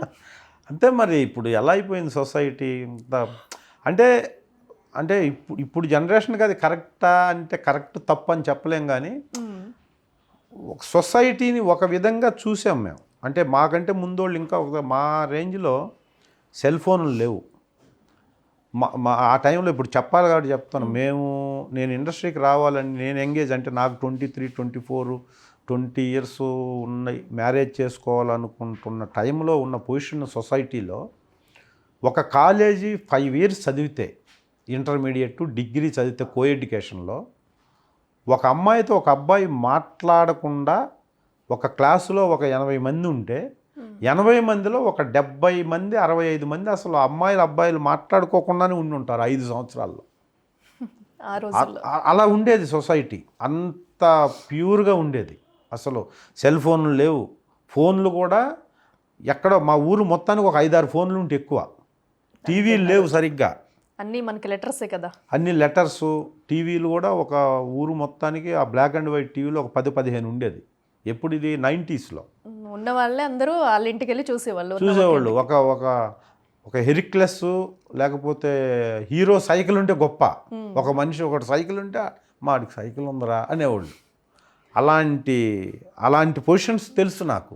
అప్పుడు లవ్ మ్యారేజెస్ అసలు 100 మ్యారేజ్ అయితే ఒకటి కూడా లవ్ మ్యారేజ్ అనే పేరు ఉండేది కాదు. అరేంజ్డ్ మ్యారేజ్, ప్యూర్గా అరేంజ్డ్ మ్యారేజ్. ఫెసిలిటీస్లు ఎక్కడికి వెళ్ళినా నడిచి, బస్సుల్లోనూ సైకిల్ మీద తిరిగిన ఇది. ఇప్పుడు అగ్రెసివ్ ఈ 10 yearsలో సొసైటీ మొత్తం అసలు 100% చేంజ్ వచ్చింది. సో ఇప్పుడు లవ్ మ్యారేజెస్ ఆబ్వియస్గా తప్పు అనలేము. అలా అని చెప్పేసి పేరెంట్స్ 100% సపోర్ట్ చేస్తే ఫ్యూచర్ ఏమైపోద్ది అనే భయంతో ఉన్నారు. కానీ సొసైటీ ఎటువైపు వెళ్తే మనుషులు అటువైపు చేంజ్ అవుతూ వెళ్ళాల్సిందే. సో కాబట్టి అయిపోయారు, ఇంకా అవ్వాల్సిందే, తప్పదు అవ్వాల్సిందే. దాంట్లో కూడా చెడుని ఎక్కువ అట్రాక్ట్ చేయకుండా మంచి వైపు ప్రయాణం చేస్తుంటే సొసైటీ ఎప్పటికైనా బాగుంటుంది. ఎలా చేంజ్ చేస్తే తప్పదు. బట్టల్లోనూ, చదువులోనూ, ఈ వెబ్ మీడియా ఇవన్నీ ఎక్స్పెక్ట్ చేయలేదు కదా. ఇప్పుడు 25-30 years వాళ్ళకి అసలు ప్రీవియస్ ఎలా ఉండేది, విలేజెస్ ఎలా ఉండేది, విలేజ్లో మనుషులు ఎలా ఉండేది, అప్పుడు చదువుకున్న వాళ్ళు ఎలా చదువుకున్నారు, అసలు ఇవన్నీ చెప్తే కానీ తెలియని పరిస్థితి వచ్చింది. ఇప్పుడు మా టైంలో బుక్స్ పట్టుకొని అమ్మాయిలు అయితే ఎస్పెషల్గా 4 kilometers ఉదయం వచ్చి మళ్ళా అసలు లంచ్ బాక్స్ తీసుకొని వచ్చి కాలేజీలో తినాలన్న కాన్సెప్ట్ లేదు. బ్యాగులు వేసుకొని వచ్చి బుక్స్ బ్యాగుల్లో పెట్టుకొని తీసుకొచ్చుకోవాలన్న కాన్సెప్ట్ లేదు. బుక్స్కి బ్యాగ్స్ ఉండేది కదా, అసలు చేత్తో ఇలా అమ్మాయిలు అయితే ఇలా పట్టుకునేవాళ్ళు, అబ్బాయిలు అయితే సైకిల్ ఉంటే సైకిల్ మీద, లేకపోతే బుక్స్ చేతిలో పట్టుకొని ఇలా పట్టుకొని కింద మొత్తం బుక్స్ అన్ని చెమటకు వచ్చేసి చేతులు చెమటకి తడిసిపోయి బుక్స్ పాడైపోతాయని అట్టల మీద అట్లా వేసుకొని పట్టుకొని వచ్చే కాన్సెప్ట్. ఎవరన్నా లంచ్ తెచ్చుకొని కాలేజీలో తినడానికి ప్రయత్నం చేస్తే వాళ్ళు మొత్తం ట్రెండ్ సెట్టర్ అనమాట, సెంటర్ పాయింట్ అయ్యేవాళ్ళు. అంటే నడవలేరా వీళ్ళు, అంటే 4 kilometers వచ్చి 4 kilometers వెళ్ళి మళ్ళీ సాయంత్రం వెళ్ళింది 12-16 kilometers వాక్ చేసేవాళ్ళు అమ్మాయిలు అయితే అప్పుడు. ఇప్పుడు అనుకుంటే అసలు ఇప్పుడు ఒక 10 meters నడవడానికి కూడా కష్టపడుతున్నారు. అందుకనే మా జనరేషన్లో చదివిన అమ్మాయిలు కానీ అబ్బాయిలు చాలా స్ట్రాంగ్గా, చాలా హెల్తీగా ఉంటారు.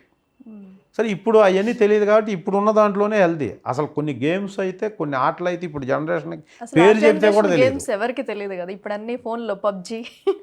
ఫిజికల్ యాక్టివిటీస్ ఎన్ని ఉండేది, డే మొత్తం ఫిజికల్ యాక్టివిటీస్ ఉండేది స్కూల్లో కానీ బయట కానీ. సో అక్కడి నుంచి ఇక్కడికి మారాం కాబట్టి ఇప్పుడు లవ్ మ్యారేజెస్ అయినా ఇప్పుడు జనరేషన్ 25,000 డబ్బులు సంపాదించాలంటే 50 సంవత్సరాల వయసు వచ్చేది అప్పట్లో. 50 సంవత్సరాలు వచ్చి 25,000 సంపాదిస్తుంటే గొప్ప. ఇప్పుడు అసలు ప్లేస్మెంట్లోనే 25,000, 30,000 అంటే ప్లేస్మెంట్లోనే లేదు, అసలు చేరట్లేదు ఆ శాలరీకి. 21 సంవత్సరంలో చేరట్లేదు. అప్పుడు సొంత ఫ్లాట్ కొనాలంటే, సొంత ఇల్లు కొనాలంటే రిటైర్డ్ అయిపోవాలి మనుషులు. సో అదంతా అగ్రెసివ్గా మారిపోయింది. కాబట్టి ఇప్పుడు జనరేషన్కి ఇది కరెక్ట్, మా జనరేషన్కి అరేంజ్ మ్యారేజే కరెక్ట్ అనుకున్నాం, అరేంజ్ మ్యారేజే చేసుకున్నాం. అంటే ఫ్యామిలీ పరంగా ఎలా ఉంటారు, మీ వైఫ్, మీ పేరెంట్స్ అండ్ కిడ్స్ కూడా ఉన్నారుగా. సో ఫ్యామిలీ పరంగా సపోర్ట్ ఎలా ఉంటుంది? నాకు ఇప్పుడు అది మీరు అడగకపోయినా చెప్పాలి, అడిగారు మీరు. నేను ఇండస్ట్రీకి రావడానికి ఇండైరెక్ట్గా మా ఫాదర్ కారణం అండి, డైరెక్ట్గా కాదు. మీరు అడగలేదు ఇంకా. మీకు అసలు ఇన్స్పిరేషన్ ఎవరు, సినిమా ఇండస్ట్రీలో ఎవరు మీకు ఇన్స్పిరేషను, ఎవరి వల్ల మీరు సినిమా ఇండస్ట్రీకి వచ్చారని అడిగితే నేను మా ఫాదర్ పేరు చెప్తాను. ఎందుకంటే మా ఫాదర్ ఇల్లిటరేట్, అంటే చదువు రాదు. మాది వ్యవసాయ కుటుంబం, ఒక 2-3 ఎకరాల వ్యవసాయం చేసుకున్న ఒక చిన్న ఫ్యామిలీ మాది. ఇప్పుడు చెప్పిన సిచ్యువేషన్లో నేను చదువుకున్నాను కదా. అప్పుడు ఏంటంటే వ్యవసాయం మీద డిపెండ్ అయిన ఫ్యామిలీస్లో పిల్లల చదువుల పట్ల అంత ఇంట్రెస్ట్ కానీ అంత అవేర్నెస్ కానీ ఉండేది కదా వాళ్ళకి. అంటే ఒకరోజు స్కూల్ మానేస్తున్నాము అంటే పొలంకి రమ్మునేవాళ్ళు లేదు, వాళ్ళు అసలు స్కూలు మానేసి స్కూల్ ఇంపార్టెన్స్ తెలియదు. ఎప్పుడు పని ఉంటే పొలంలో ఎవరైనా కూలీలు రాకపోయినా, కూలీలు వచ్చి ఇంకొక పని కోసం ఒక మనిషి తగ్గినా నువ్వు బడికి పోవటం మాని పొలం రా అనేవాళ్ళు. అంటే బడికి వెళ్ళకపోతే పొలం వెళ్ళేది. అసలు వీడు పర్మనెంట్గా చదువు మానేస్తే బాగుండు అనుకునేవాళ్ళు పేరెంట్స్, పొలంలో పని చేస్తారని. మేము అలాంటి పరిస్థితుల్లో ఒక 50 రూపాయలు 60 రూపాయలు హై స్కూల్లో ఫీజు సంవత్సరం మొత్తంకి 130 రూపాయలు ఎగ్జామ్ ఫీజు. బుక్స్కి ఒక 100, 150, అది సెకండ్ హ్యాండ్ బుక్స్ కొనుక్కునేది. ఆ డబ్బులు కట్టి కాలేజీకి వెళ్తే 550 రూపాయలు 600 సంవత్సరానికి ఫీజు. ఇవి కట్టడానికి ఇక ఈ ఫీజు లాస్ట్ డేట్ వస్తుందని ఒక నెల ముందు చెబితే లాస్ట్ రోజు కట్టడమే కష్టమైపోయేది. కట్టొచ్చులే, అప్పుడేమైంది, కట్టొచ్చులే, కట్టకపోతే కాలేజీ మానిపిస్తారులే, పొలం పని చేసుకో. ఇంత డ్రాట్ ప్లేస్ అన్నమాట మాది. చదువుకుంటే ఉద్యోగాలు వస్తాయా, మనకేమన్నా ఉద్యోగాలు రావు, ఏం చేస్తారు చదివి, ఈ ఫీజులు అంతా ఎవరు కడతారు, ఏది 530 రూపాయలు సంవత్సరానికి అయ్యేదానికి ఫీజు అని చెప్పిన తర్వాత కట్టేలోపు ఒక 7-8 సార్లు తిట్టేవాళ్ళు అనమాట. ఇంత డబ్బులు ఎవరు కడతారు, ఏం చదువుతున్నారు మీరని. సో అలాంటి పరిస్థితులు ఉన్న టైంలో మా చుట్టుపక్కల ఎన్విరాన్మెంట్ అంతా అదే. అలాంటి పరిస్థితుల్లో నేను కరాటే నేర్చుకున్నాను. ఓకే. కరాటే మా ఊర్లో లేకపోతే 15 కిలోమీటర్ల సైకిల్ మీద వెళ్ళి కరాటే నేర్చుకుంటే, కరాటీకి షూ కావాలి, కరాటీకి డ్రెస్ కావాలి, కరాటే పోటీలకు వెళ్తానికి కటాస్ అని పోటీలకు వెళ్తాం. ఆ పోటీలకు వెళ్ళేదానికి ఛార్జీలకు అప్ అండ్ డౌన్ డబ్బులు కావాలి. ఇవన్నీ ఎందుకు, అప్పుడు ఎవరన్నా మనుషులను కొడతావు నువ్వు, లేకపోతే ఇది కూడు పెడుతుందా అంటారు. ఈ పని ఏమన్నా కూడు పెడుతుందా, చదువు కూడు పెడుతుందా అనేవాళ్ళు అప్పట్లో. మనకున్న పొలంలో పని చేసుకుంటే హ్యాపీగా ఉంటావు, కానీ ఈ చదువుకొని ఏం చేస్తావు, ఊతపదం అన్నమాట అది. ఈ పని చేస్తే కూడు పెడుతుందా, ఇదేమన్నా ఇది చేస్తే అని. అలాంటి పరిస్థితుల్లో మా ఊర్లో లేని కరాటే నేను నేర్చుకున్నాను అప్పుడు. ఎప్పుడు 88-89లో. అప్పుడు ఎలా ఉంటుంది పేరెంట్స్ పరిస్థితి, ఎందుకు అసలు కరాటే అంటేనే తెలియదు అప్పుడు. సినిమాల్లోనే తెలుసు కరాటే అంటే. సుమను, భానుచంద్ర మంచి కరాటే చేస్తున్న టైంలో అర్జున్ వచ్చాడు. అప్పుడు అర్జున్ వచ్చి కుంగ్ఫు కరాటే అన్నారు. పాములాగా కోతిలాగా చేసే కరాటేని కుంగ్ఫు అంటారు. అది రాకుండా ఉన్నప్పుడు తైకోండు కరాటే అని తెలుసు. ఆ తైకోండు కరాటే మా ఊరు అంటే నాకు సినిమా ఇండస్ట్రీ ఉంది కాబట్టి మైండ్లో ఏదో ఒకటి నేర్చుకోవాలా, ఏది నేర్చుకోకుండా అందరిలాగా ఉంటే మనం ఎందుకు సినిమా యాక్టర్ అవుతాం. చూసి మీకు కరాటే నేర్చుకోవాలనిపించిందా? అంటే వెళ్ళడం కోసం. ఓకే. సో అప్పుడు మా ఫాదర్ డ్రెస్కి ఒక 600 డ్రెస్కి అవుద్ది, షూ కావాలి, మంచి షూ కావాలంటే పక్కన వాళ్ళందరూ చెప్తున్నా కూడా, అంటే మీ ఓడిని చూసి మా వాళ్ళు చెడిపోతున్నారు, మా వాళ్ళు కూడా అదేదో నేర్చుకోవాలంటున్నారు, మీ ఓడికి చెప్పవా నువ్వు అని పక్కన వాళ్ళందరూ దెప్పిపోవటం అంటారే. అంటున్న టైంలో కూడా నీ కరాటే ఎందుకు, నీకు డబ్బులు ఇవ్వను నేను అని ఏ రోజు అనలేదు నన్ను. ఏ రోజు అనకుండా నేను అడిగిన డబ్బులు కష్టమైనా ఇచ్చేవాడు నేర్చుకోమని. తర్వాత నేను అక్కడి నుంచి ఇంకొక ఊరు డిస్ట్రిక్ట్ హెడ్ క్వార్టర్ ఒంగోలు అని అక్కడికి వెళ్ళి డ్యాన్స్ నేర్చుకున్నా. బ్రేక్ డ్యాన్స్ అప్పట్లో ఫేమస్ అనమాట. ఆ బ్రేక్ డ్యాన్స్ నేర్పేవాళ్ళు ఎవరో ఒకళ్ళిద్దరు ఉండేవాళ్ళు, అది వచ్చి రాకుండా. వాళ్ళకి డబ్బులు కట్టి అక్కడికి వెళ్ళి నేర్చుకోవడానికి డబ్బులు ఇచ్చేవాడు. నేను మళ్ళీ ఒకవేళ ఇవన్నీ కాకపోతే మ్యూజికల్ సైడ్ వెళ్ళాలంటే ఎలాగని ఫ్లూట్ నేర్చుకున్నాను కొన్ని రోజులు. ఫ్లూట్ నేర్చుకోవడానికి మంత్లీ 50 రూపీస్. ఏ పనికిరావు, చదువే పనికిరాదు అనుకుంటున్న టైంలో వీటన్నిటికీ మంత్లీ డబ్బులు ఇచ్చేవాడు మా ఫాదరు. తెలియకుండా ఇవి ఎందుకు పనికి వస్తాయో, ఎందుకు వెళ్తున్నాడో పక్కన వాళ్ళందరూ తిడుతున్నా కూడా ఆయన్ని నాకు ఇచ్చి దాదాపు ఒక 1-2 ఇయర్స్ పాటు ఇవన్నీ కంటిన్యూ చేస్తే నేను కరాటే అనేది రెడ్ బెల్ట్ వాళ్ళు 7-8 ఇయర్స్ కంటిన్యూ చేశాను నేను. అంటే నా ఎర్నింగ్ స్టార్ట్ అయ్యేదాకా ఆయన డబ్బులతో ఇవన్నీ నేర్చుకుంటున్నాను. కాబట్టి సొసైటీలో నాతో తిరిగే వాళ్ళందరూ ఇవన్నీ ఎందుకు నేర్చుకుంటారు, ఒక మనిషి సినిమాల కోసమే నేర్చుకుంటాడు. సినిమాల కోసం నేర్చుకున్నాడు ఇక్కడ ఉండకూడదు కదా, హైదరాబాద్ వెళ్ళాలి నువ్వు. ఇది నువ్వు యాక్టర్ అవుతావు, నీకు ఇవన్నీ వచ్చు కదా అని చెప్పేసి ఇంటర్నల్గా నాకున్న ఐడియాలజీని పెంచేవాళ్ళు చుట్టుపక్కల ఉన్నవాళ్ళు. ఇవన్నీ పెరగడానికి కారణం ఏంటంటే అవి నేర్చుకోవడానికి కారణం ఎవరంటే మా ఫాదరు. కాబట్టి మా ఫాదర్ ఇవన్నీ ఇవ్వకుండా ఉంటే, ఇవి నేర్చుకోకపోతే నాకు ఈ ఐడియా అసలు హైదరాబాద్ వెళ్తాం అనేది ఇంత స్ట్రాంగ్ అవేర్నెస్, ఇంత స్ట్రాంగ్ ఇది నాకు ఉండేది కాదు. కాబట్టి నాకు ఇండైరెక్ట్గా నేను సినిమా ఇండస్ట్రీకి రావడానికి మా ఫాదరే కారణం, ఆయనే ఇన్స్పిరేషన్ నాకు. తర్వాత నేను ఒక స్కూలు కరెక్ట్గా బ్రహ్మాండంగా రన్ అవుతూ నేను మంత్లీ 70-80 వేలు నా దగ్గర ఉన్న స్టాఫ్కి శాలరీలు ఇస్తూ నేను చాలా డిగ్నిఫైడ్ లైఫ్ లీడ్ చేస్తున్నప్పుడు ఒక్కసారి సడన్గా షాక్ ఇచ్చి ఆ స్కూల్ అమ్మేసి హైదరాబాద్ వచ్చి మళ్ళా ఈనాడులో జాయిన్ అయ్యి, ఈనాడు మానేసి మళ్ళా 1500కి ల్యాబ్లో జాయిన్ అయ్యి, మళ్ళా ఇక్కడి నుంచి మళ్ళా 25,000 అది మానేసి సినిమా ఇండస్ట్రీని మళ్ళీ 250 రూపాయలు నెలకు తీసుకొని ఈ ప్రతి అప్ అండ్ డౌన్లో, ప్రతి డౌన్లో నాకు నేనున్నాను అని నిలబడింది మా మిస్సెస్ ఒకటే. అంటే మిస్సెస్ ఒకటని నేను ఎవరికి ఏది చెప్పేవాడిని కాదు. అంటే ఇంత అన్సర్టనిటీలో కూడా అవసరమైతే నేను జాబ్ చేస్తాను, పెద్ద కంగారు పడాల్సిన అవసరం లేదని మా మా మా మామయ్య వాళ్ళకి చేశారు. మా ఫాదర్ వాళ్ళకి చెప్పి, అంటే జాబ్ చేసే అవసరం రాలేదు, అలా నాకు మోరల్ సపోర్ట్ ఇచ్చి అప్పటి నుంచి ఇప్పటికి నిలబడింది మా అలా మిస్సెస్. సపోర్ట్ గా ఉండబట్టే కదా మీరు ఇంత దూరం రాగలిగాం, లేకపోతే ఎక్కడో ఆగిపోతాం కదా. ఓకే రమేష్ గారు, మీరు చెప్పారు అంటే మీ నాన్నగారు ఎంత సపోర్ట్ చేశారు మిమ్మల్ని అనేది, చిన్నప్పటి నుంచి కూడా అన్నీ నేర్చుకోవడంలో కూడా చాలా సపోర్ట్ చేస్తూ వచ్చారు. అంటే ఎప్పుడైనా మిమ్మల్ని క్వశ్చన్ చేశారంటే నువ్వు ఏమవుతావో ఏమవ్వాలనుకుంటున్నావు అని మీ టాలెంట్ గుర్తించడం ఇలా అడిగేవారు ఎప్పుడన్నా? ఆయన ఎప్పుడు అడిగేవాడు కాదు. ఆయనకి సినిమా ఇండస్ట్రీ చాలా ఇంట్రెస్ట్. ఆయన ఎప్పుడు అడిగేవాడు కాదు, కానీ నేను యాక్టర్ అయ్యి కష్టాలు పడి యాక్టర్ అయ్యి ఈ సినిమాలన్నీ మా ఊరు రిలీజ్ అయ్యేటప్పుడు ఇప్పుడు కూడా నాకు మోటివేషన్ ఆయనే.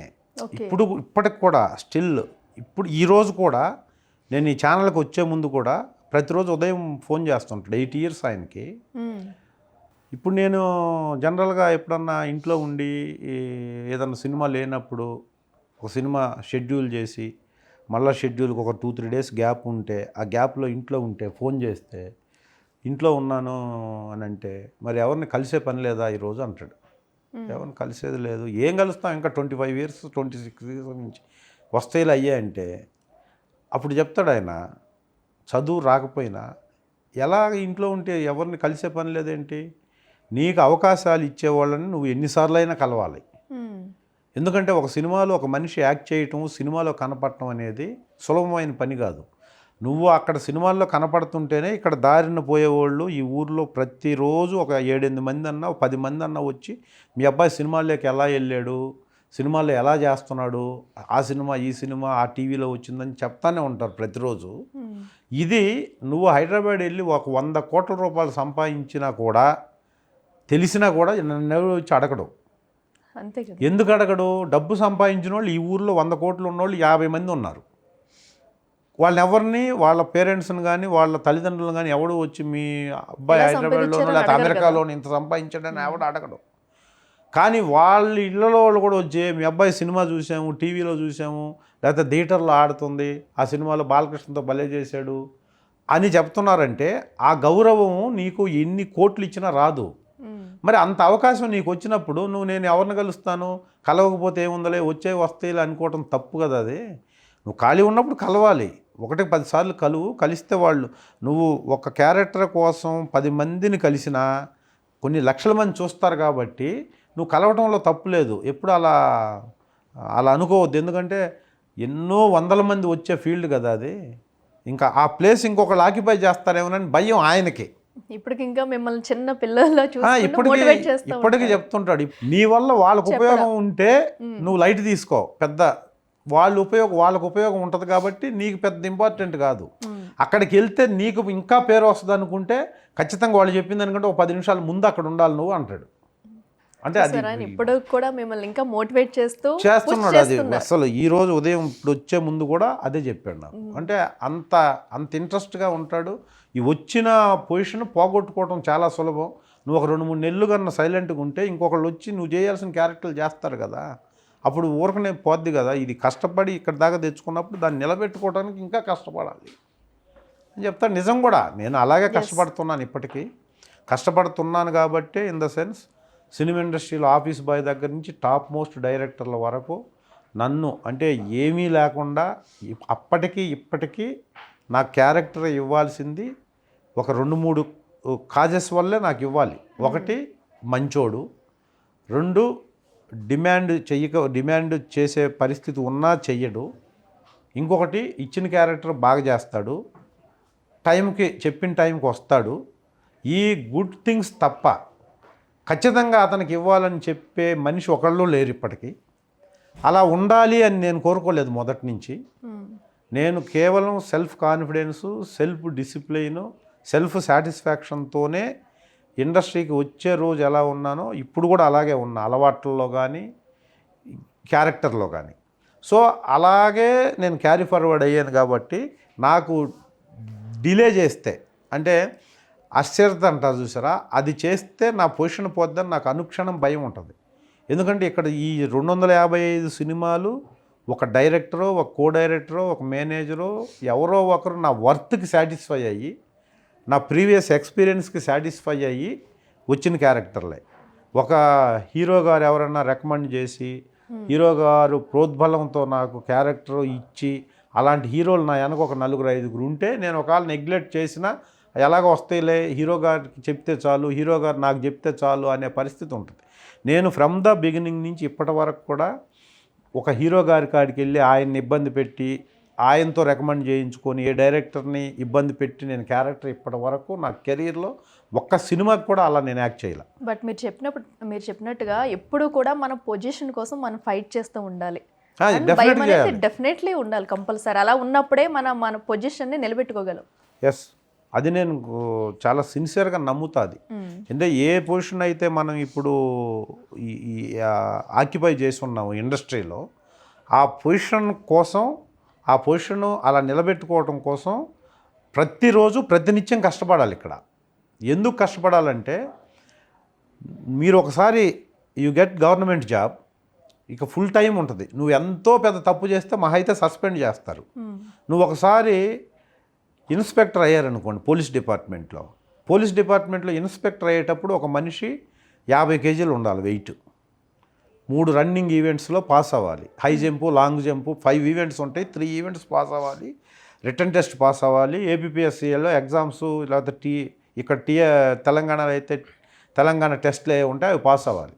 వన్స్ నువ్వు అంత ఫిజికల్ డైమెన్షన్స్ ఉన్నప్పుడు నువ్వు ఎస్ఐ గానో సిఐ గానో సెలెక్ట్ అయితే తర్వాత నువ్వు 100 కేజీలు అయ్యావనుకో, నిన్ను ఉద్యోగం నుంచి తీసేస్తారా? తీసేయరు. సివిల్ డిపార్ట్మెంట్ నుంచి ఇంకొకటి కొద్దిగా ఇబ్బంది పడతాడులే, సివిల్లో పోస్ట్ మారుస్తాడు, తిప్పుతుంటారు అంతే. నీకు ఏ డిఫెక్ట్ వచ్చినా నీకు మళ్ళీ ఎగ్జామ్ ఉండదు, మళ్ళీ నువ్వు డిస్క్వాలిఫై అయ్యేది ఉండదు, నీకు ఉద్యోగం పోయేది ఉండదు. మహా అయితే సస్పెండ్ అవుతారు ఎనీ గవర్నమెంట్ జాబ్. కానీ ఇక్కడ ఫిల్మ్ యాక్టర్ అన్నోడు లాస్ట్ నేను ఇంక సినిమాలు చేయను అని ఎగ్జిట్ అయ్యేంత వరకు ప్రతిరోజు కష్టపడాల్సిందే. అలా కష్టపడితేనే ఇక్కడ ఉండగలరు. ఎలా కష్టపడాలి? ఫిజికల్ డైమెన్షన్స్ని ఫిజికల్గా మనం ఇలాగే సస్టైనబిలిటీ మెయింటైన్ చేయడం కోసం కష్టపడాలి.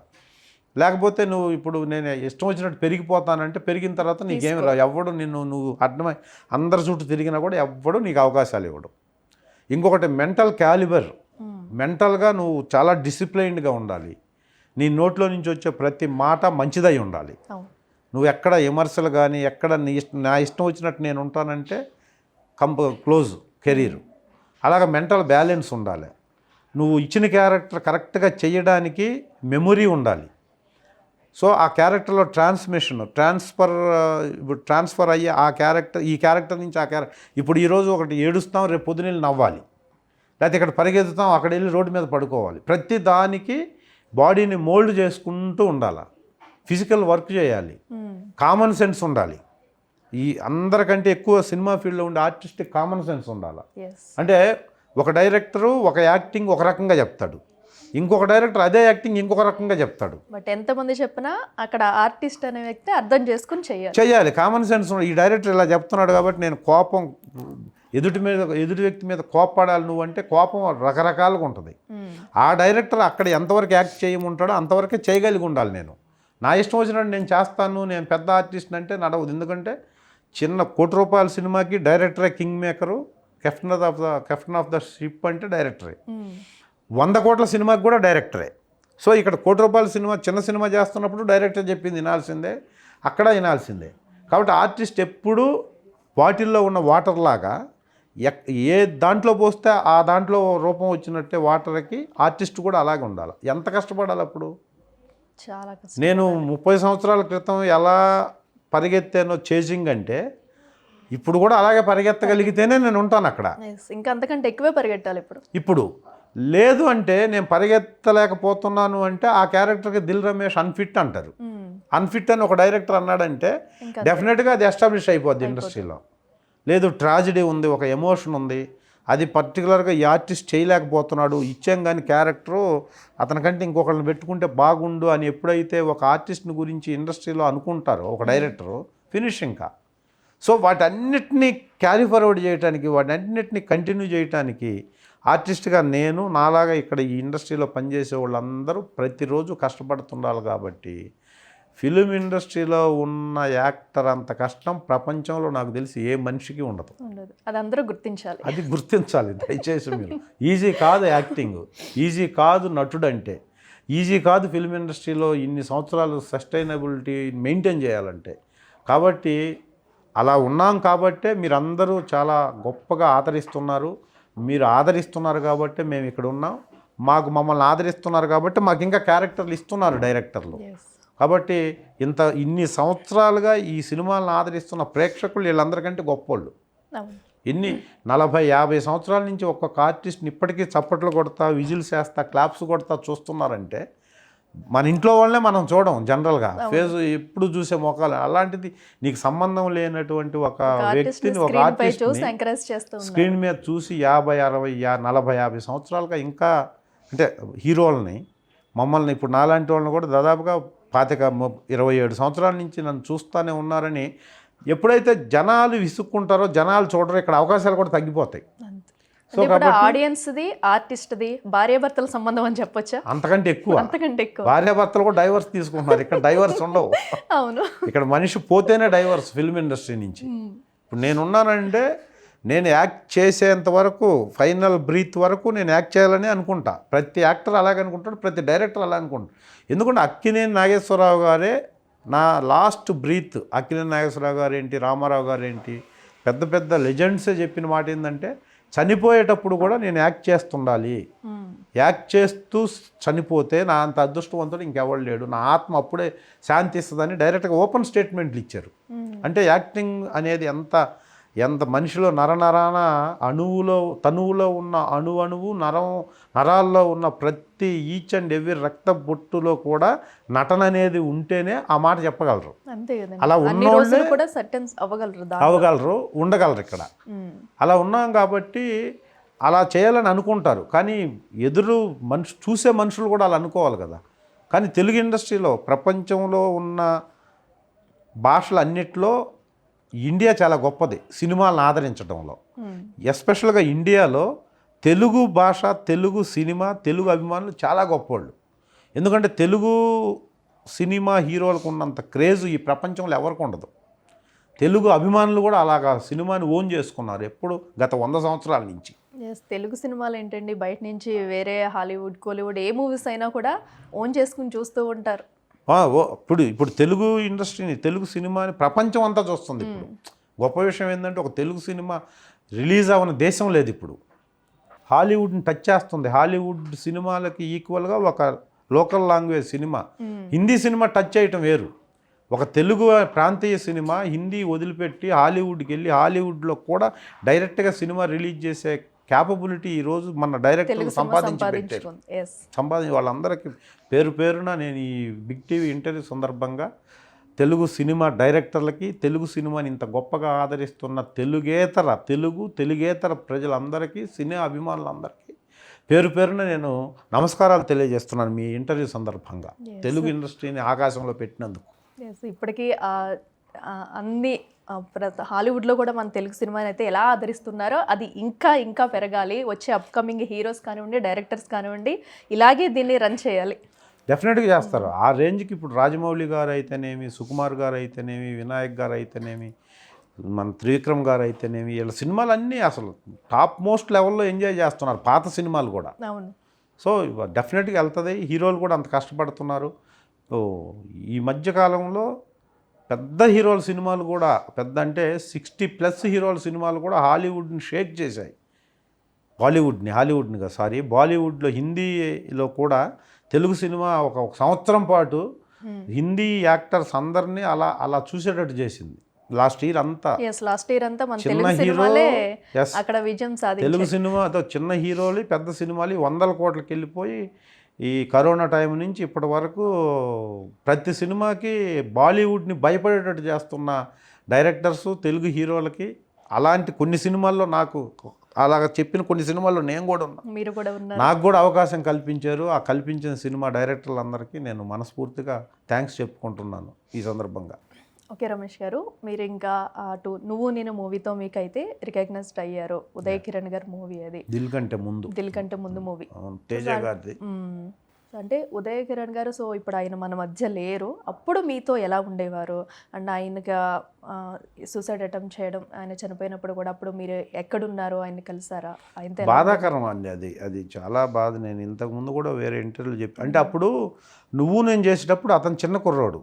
ఆ రెండో సినిమా లైక్ అతనికి. మాకు అప్పుడు మేము ఏజ్లో డిఫరెన్స్ ఉన్నా కూడా మాది అప్పుడప్పుడే కెరీర్ స్టార్ట్ అవుతున్న పొజిషను. తేజ గారు డైరెక్టర్ దానికి. అసలు ఇప్పుడు ఫిల్మ్ నగర్ డౌన్లో జేఆర్సీ కన్వెన్షన్ ఉంది. దాని ఎదురుగా ఒక పెట్రోల్ బంక్ ఉంటుంది. ఆ పెట్రోల్ బంక్ ఉన్నదే మా బర్రెల ఇల్లు. బర్రెలు తోలుకుంటూ పోయే కాన్సెప్ట్ ఆ నువ్వు నేనులో. అవును. అక్కడ ఆ పెట్రోల్ బంక్ ఉన్న ప్లేస్లో మేము కనీసం ఒక 10-15 రోజులు నేల మీద కూర్చొని భోంచేసిన రోజులు ఉన్నాయి ఆ సినిమా షూటింగ్లో. ఓకే. అన్న అన్న అంటా ఉండేవాడు. మేము కూడా మాకు చాలా సీన్స్ ఉంటాయి హీరోతో. ఒక చేజ్ ఉంటుంది, ఒక 7-8 రోజులు కంటిన్యూస్గా పరిగెత్తే చేజ్ సీన్స్ ఉంటుంది, ఉంటాయి. ఫైటు. తర్వాత ఇంటికి వచ్చి హీరోయిన్ని తీసుకెళ్ళిపోయేదానికి చాలా అసోసియేషన్ ఉండేది. అన్న అన్న అంట. ఆ సినిమా అయిపోయిన తర్వాత కూడా మనసంతా నువ్వే, తర్వాత శ్రీరాము సినిమాలప్పుడు కూడా మేము వర్క్ చేసేవాళ్ళము. ఆయనతో ఒక 3 సినిమాలు యాక్ట్ చేశాను నేను. ఓకే. 3 సినిమాలు యాక్ట్ చేశాను కానీ 30 సినిమాలకు ఉన్నంత రిలేషన్ ఉండేది మాకు. చాలా చాలా బాగా నా సినిమాలకు రాన్నా, నా సినిమాలకి నేను రికమెండ్ చేస్తాను. నేను ఉదయ్ కిరణ్ కూడా నీ సినిమాలో నా క్యారెక్టర్ ఇప్పించు అని అడిగేవాడిని కాదు. నేను శ్రీరామ్ చేశాను, తర్వాత వేరే సినిమా చేశాను కానీ డైరెక్టర్ పిలిస్తేనే వెళ్ళి చేశాను. ఓకే. అంటే నాకు ఏ హీరోని వెళ్ళి ఇబ్బంది పెట్టడం లేకపోతే ఇంకొకళ్ళ రికమెండేషను అనేది నాకు అప్పటి నుంచి ఇప్పటికి ఇష్టం లేదు. అందుకని ఇందాక చెప్పాను, నేను ఏ హీరో రికమెండేషన్తో నేను క్యారెక్టర్ చేయలేదు. అది పొగరనుకుంటారు, పొగరు కాదు, నా సెల్ఫ్ రెస్పెక్ట్ అనమాట. అంటే నాకు డైరెక్టర్ని లేకపోతే అసిస్టెంట్ డైరెక్టర్ని కూడా నేను 10 సార్లు కలుస్తా, ఎందుకంటే ఇచ్చేది వాళ్ళు. కానీ హీరోని కలిస్తే వేరే లెవెల్లో ఉండేది. హీరోలు చాలా క్లోజ్గా ఉంటారు, క్యాపబిలిటీ ఉన్న ఆర్టిస్టులకు వాళ్ళు రికమెండ్ చేస్తుంటారు, సినిమాకి ఆబ్వియస్గా ఉపయోగపడుతుందని. కాకపోతే నాకు చెప్పిన హీరోలు ఉన్నారు, నాకు తెలియకుండా నాకు రికమెండ్ చేసిన హీరోలు ఉన్నారేమో కానీ నేను వెళ్ళి అడిగి రికమెండ్ చేయించుకున్న హీరోలు లేరు. అలాగే ఉదయ్ కిరణ్ కూడా నేను అడగలేదు, కానీ చెప్తుండేవాడు కలిసిన ప్రతిసారి, అన్నా నువ్వు ఆ సినిమా జరుగుతుంది వస్తే నేను ఒకసారి డైరెక్టర్కి పరిచయం చేస్తాను అని చెప్పి. చాలా మంచి వ్యక్తి. నాకు జస్ట్ చనిపోయేదానికి ఒక 10 days ముందు ఈ అల్యూమినియం ఫ్యాక్టరీలో నేను వేరే సినిమా చేస్తుంటే ఆ డైరెక్టర్ని కలవటానికి వచ్చి అరగంట మాట్లాడాడు. నేను ఎక్కడో ఉంటే నా దగ్గరకు వచ్చి, అంటే అప్పుడు బాగా డౌన్ఫాల్లో ఉన్నాడు. సినిమాలు లేవు, సినిమాలు రిలీజ్ ఏదైనా చేసిన సినిమాలు మధ్యలో ఆగిపోయి ఉన్నాయి. అన్న వస్తుంది మళ్ళీ, మనకి 2-3 సినిమాల ఆఫర్ ఉంది మళ్ళీ. నేను అతనికి ఫైనాన్షియల్గా ఏమి ఇబ్బందులు లేవండి, చాలా వెల్ ఆఫ్. 70 లక్షలు ఒక 70 లక్షల రెమ్యూనరేషన్ తీసుకున్న హీరో అండి యంగేజ్లో. ఆ రోజుల్లో అసలు పీక్ చూశాడు కెరీర్లో. కానీ అతను ఏంటంటే ఎలోన్గా ఉండటం వల్ల, అవకాశాలు లేకపోవటం వల్ల ప్రొఫెషనల్ డిప్రెషన్, ఆ ప్రొఫెషనల్ డిప్రెషన్తోనే బ్యాడ్ థింగ్ అది. ఆ డెసిషన్ అలా తీసుకున్నాడు. చాలా బాధాకరం. నాకు గొప్ప రిలేషన్ ఉంది అతనితో, మంచి రిలేషన్ ఉంది, మంచి హ్యూమన్ బీయింగు. అలా అయిపోయింది అది. అదొకటి నాకు ఎప్పుడు అనుకున్నా కొంచెం బాధ అండి. అదొకటి. శ్రీహరి గారిది ఒకటి. శ్రీహరి గారు కూడా నాకు చాలా ఎంకరేజ్ చేసేవాడు నన్ను. నేను నీకంటే చిన్న క్యారెక్టర్లు చేశాను రా, నువ్వు ఇంకా మంచి క్యారెక్టర్లు చేస్తున్నావు. ఆయనతో ఒక సోలో ఫైట్ ఉంది బలరామ్ అని ఒక సినిమాలో. నాకు చాలా సినిమాలు చేశాను, 10 సినిమాల వరకు చేశాము, బృందావనం వరకు ఆయనతో కలిసి. నాకు ఫస్టే నాకు పెద్ద కెరీరు ఇదే, ఈ నువ్వు నేను. అది ఆ టైంలోనే బలరామ్ అనే సినిమాలో సోలో ఫైట్ నాకు ఆయనకి. ఆయనతో సోలో ఫైట్ ప్రతి షాట్కి భయపడేవాడిని నేను, చేయగలిగినా భయపడేది. కరాటే అది వచ్చు. ఆయన చాలా టైమింగ్లో ఫైట్ చేసేవాడు. అసలు ఎక్కడ ఎంత ఏది చేసినా మనకు తగిలేదు కాదు అసలు. ఆయన్ని చూసి నేను నేర్చుకున్నాను కొంత ఫైట్. అంటే ఇప్పుడు నేను ఫైట్లు క్యారెక్టర్లు తగ్గినాయి కానీ నేను దాదాపు ఈ 100 సినిమాల వరకు రగ్గడ్ ఫైట్లు ఎన్నో చేశాను అందరి హీరోలతో. అప్పుడు ఆయన టిప్స్ కొన్ని చెప్పేవాడు. ఫైటు తిరగాలంటే ఏ కాలు ముందు పెట్టాలి, ఇలా తిరగాలంటే ఏ కాలు ముందు పెడితే, ఏ చెయ్యి ముందు వస్తే నువ్వు సేఫ్గా ఉంటావు, నీకు దెబ్బలు తగలకుండా ఉంటాయి అని చెప్పేవాడు. డెఫినెట్గా నువ్వు ఇలాగే కష్టపడరా, నీకు డెఫినెట్గా మంచి ఫ్యూచర్ ఉంటుంది. మనం ఎంత లేట్గా బ్రేక్ వస్తే అంత మంచిది. ముందే బ్రేక్ వచ్చిందాక ముందే వెళ్ళిపోతాం ఇండస్ట్రీ నుంచి. సో నువ్వు కష్టపడతా ఉంటే కష్టపడి ఎప్పుడో బ్రేక్ వచ్చిందంటే అది నువ్వు ఎంజాయ్ చేస్తావు. అది ఏది ఊరకు వచ్చింది ఏది ఉండదు, ఇట్లా చాలా చెప్పేవాడు. డాన్సీను బృందావనం వీటిల్లో కూర్చున్నప్పుడు ఆయన కూడా అంతే, అంటే హెల్త్ని కేర్ చేయకుండా ఇదయ్యాడు. వీళ్ళిద్దరిది నాకు బాగా హోల్ హార్టెడ్గా నేను ఎక్కువ బాధపడింది వీళ్ళిద్దరి డెత్లు. ఇంకా రమేష్ గారు, మీరైతే ఇన్ని రోజులు కూడా ఇంక ఇండస్ట్రీలో ఉంటూ వచ్చారు. ఇండస్ట్రీలో ఉన్నారంటే కమర్షియల్ యాడ్స్ చేయడం కానీ ఇలాంటివి చేస్తూ ఉంటారు, ఏదైనా ఓపెనింగ్స్ అవి. బట్ మిమ్మల్ని కొన్ని సభల్లో కూడా ఇటు మోటివేషనల్ స్పీకర్గా చూసాము, వెళ్తూ ఉంటారు మీరు. దానికి రీజన్ ఏంటి? అంటే అదే కొన్ని కమర్షియల్ వాటికి హీరోలుగా ఉన్న వాళ్ళని పిలుస్తుంటారు జనరల్గా. కొన్ని వెంచర్స్ ఓపెనింగ్స్కి వాటికి కొంచెం కమర్షియల్గా ఉన్నవాటికి పిలుస్తున్నారు ఈ మధ్య నన్ను కూడా. కానీ నేను ఎక్కువ స్కూల్స్ కాలేజెస్ ఏదన్నా, అంటే మనం చెప్పే ఏదన్నా మాటలు కొంతమందికి ఉపయోగపడతాయి అనుకున్న వాటికి నేను డెఫినెట్గా నాన్ కమర్షియల్గా ఉన్న ఎడ్యుకేషన్ ఇన్స్టిట్యూట్స్కి వాటికి వెళ్తుంటానండి నేను. అంటే నన్ను ఎందుకు పిలుస్తారు అంటే ఏదో కొంచెం లెక్చరరు టీచింగ్ ప్రొఫెషన్ నుంచి నాకు ఉంది కాబట్టి బ్యాక్డ్రాపు, కొంచెంగా నేను మాట్లాడతానో కొంచెం ఆ సబ్జెక్ట్ రిలేటెడ్గా మాట్లాడతానో ఏదో సంథింగ్ ఉండబట్టి అలా ఎస్టాబ్లిష్ అయిందండి ఈ మధ్య. నేను చాలా ఈ కార్పొరేట్ స్కూల్స్కి, కార్పొరేట్ కాలేజెస్కి వాటికి వెళ్తాను. డెఫినెట్గా ఎంజాయ్ చేస్తారు పిల్లలు, కొంత వాళ్ళకి అర్థమయ్యాడు పేరెంట్స్ టీచర్స్తో ఎలా ఉండాలి, లేకపోతే సొసైటీ ఎలా ఉండాలి, సొసైటీలో వాటర్ని ఎలా రెస్పెక్ట్ చేయాలి, నేచర్ని ఎలా రెస్పెక్ట్ చేయాలి, ట్రీస్కున్న ఇంపార్టెన్స్ ఏంటి, ప్రకృతి బాగుండాలంటే మనం ఏం చేయాలి, మనం బాగుండాలంటే ప్రకృతి ఎలా ఉండాలి, ఏదో ఒకటి వాళ్ళకి కొద్దిగా ఆ ఏజ్లో కొంచెం చెప్పేవాళ్ళు తగ్గుతున్నారండి. చెప్పాలనే ఆతృత నాకు ఉంటుంది, కొంచెం అలా పిలుస్తున్నారు, అలా వెళ్తున్నాను. అది ఒక ప్రవృత్తి అయిపోయిందండి నాకు. సో అప్పుడు మీరు చిన్నప్పుడు చేసిన టీచింగ్ ఇప్పుడు కూడా మీకు ఉపయోగపడుతుంది డెఫినెట్గా అండి. చాలా నేర్చుకున్న విద్య ఎక్కడికి పోదు. ఇప్పుడు తెలుగు మాకు డైలాగ్స్ ఉంటాయండి, సినిమాల్లో డైలాగ్స్ రాస్తారు. రాసిన డైలాగ్స్ ప్రొనౌన్సియేషను చెప్పేదానికి ఒక పద్ధతి ఉంటుంది, రాసేదానికి ఒక పద్ధతి ఉంటుంది. రాసింది యాజ్ ఇట్ ఈజ్గా డైలాగ్ రూపంలో ట్రాన్స్ఫర్ చేసి డైలాగ్ రూపంలో చెప్పేటప్పుడు కొద్దిగా ఇబ్బందులు వస్తాయి కొన్ని చోట్ల. కానీ ఆ మాట ఈ మాటకి చెప్తున్నప్పుడు ఇబ్బంది వస్తుంది అని తెలియాలంటే భాష మీద మనకి కమాండింగ్ ఉండాలి. ఆ భాష మీద కమాండింగ్ ఉన్నప్పుడు మనం డైలాగ్ని సెన్స్ మారకుండా డైలాగ్ని మార్చవచ్చు. అలా మార్చాలి అంటే ఆ పదాలు, వాక్యాలు, వ్యాకరణం ఇదంతా కొద్దిగా తెలిసి ఉంటే మనకి ఈజీ అవుద్ది. అలాగా ఇప్పుడు మనకి ఇండివిజువల్గా నాకు ఒక మంచి క్యారెక్టర్లు, ఇప్పుడు నేను చాలా సినిమాల్లో చాలామంది యంగ్ డైరెక్టర్స్ నాకు చాలా మంచి క్యారెక్టర్స్ ఆఫర్ చేస్తున్నారండి. ఇప్పుడు నేను చేసే చాలా మంచి క్యారెక్టర్లు చేస్తున్నాను. విలేజ్ ప్రెసిడెంట్గా ఒక సినిమా అయితే ఇప్పుడు అప్కమింగ్ మూవీ రైస్ మిల్ అని ఒక సినిమా ఉందండి, ఇప్పుడు వస్తుంది. దాంట్లో ఫస్ట్ టైము టీచర్గా చేశాను నేను. క్యారెక్టర్ టీచరు, చాలా ఇన్నోవేటివ్గా ఇన్స్పిరేషనల్ టీచర్ అనమాట అతను. ఆ కథే టీచర్ మీద బేస్ అయి ఉంటుంది. 5 మంది యంగ్ హీరోస్, హీరోయిన్స్ ఉంటారు. వాళ్ళందరినీ తీర్చిదిద్ది వాళ్ళందరినీ ప్రయోజకులుగా ఎలా టీచర్ వల్ల ఎలా అయ్యారు అనేదే కథ. అలాంటి క్యారెక్టర్ నాకు ఇన్ని సినిమాల్లో మీరు అన్నట్టు ఫైట్లు, రగ్గుడు క్యారెక్టర్స్, చేజులు, వీళ్ళను భయపెట్టడం చేసిన నాకు ఒక డైరెక్టర్ నాలో టీచర్ను చూశాడు ఫస్ట్. దానికి కారణం నేను బయట మాట్లాడిన మాటలు.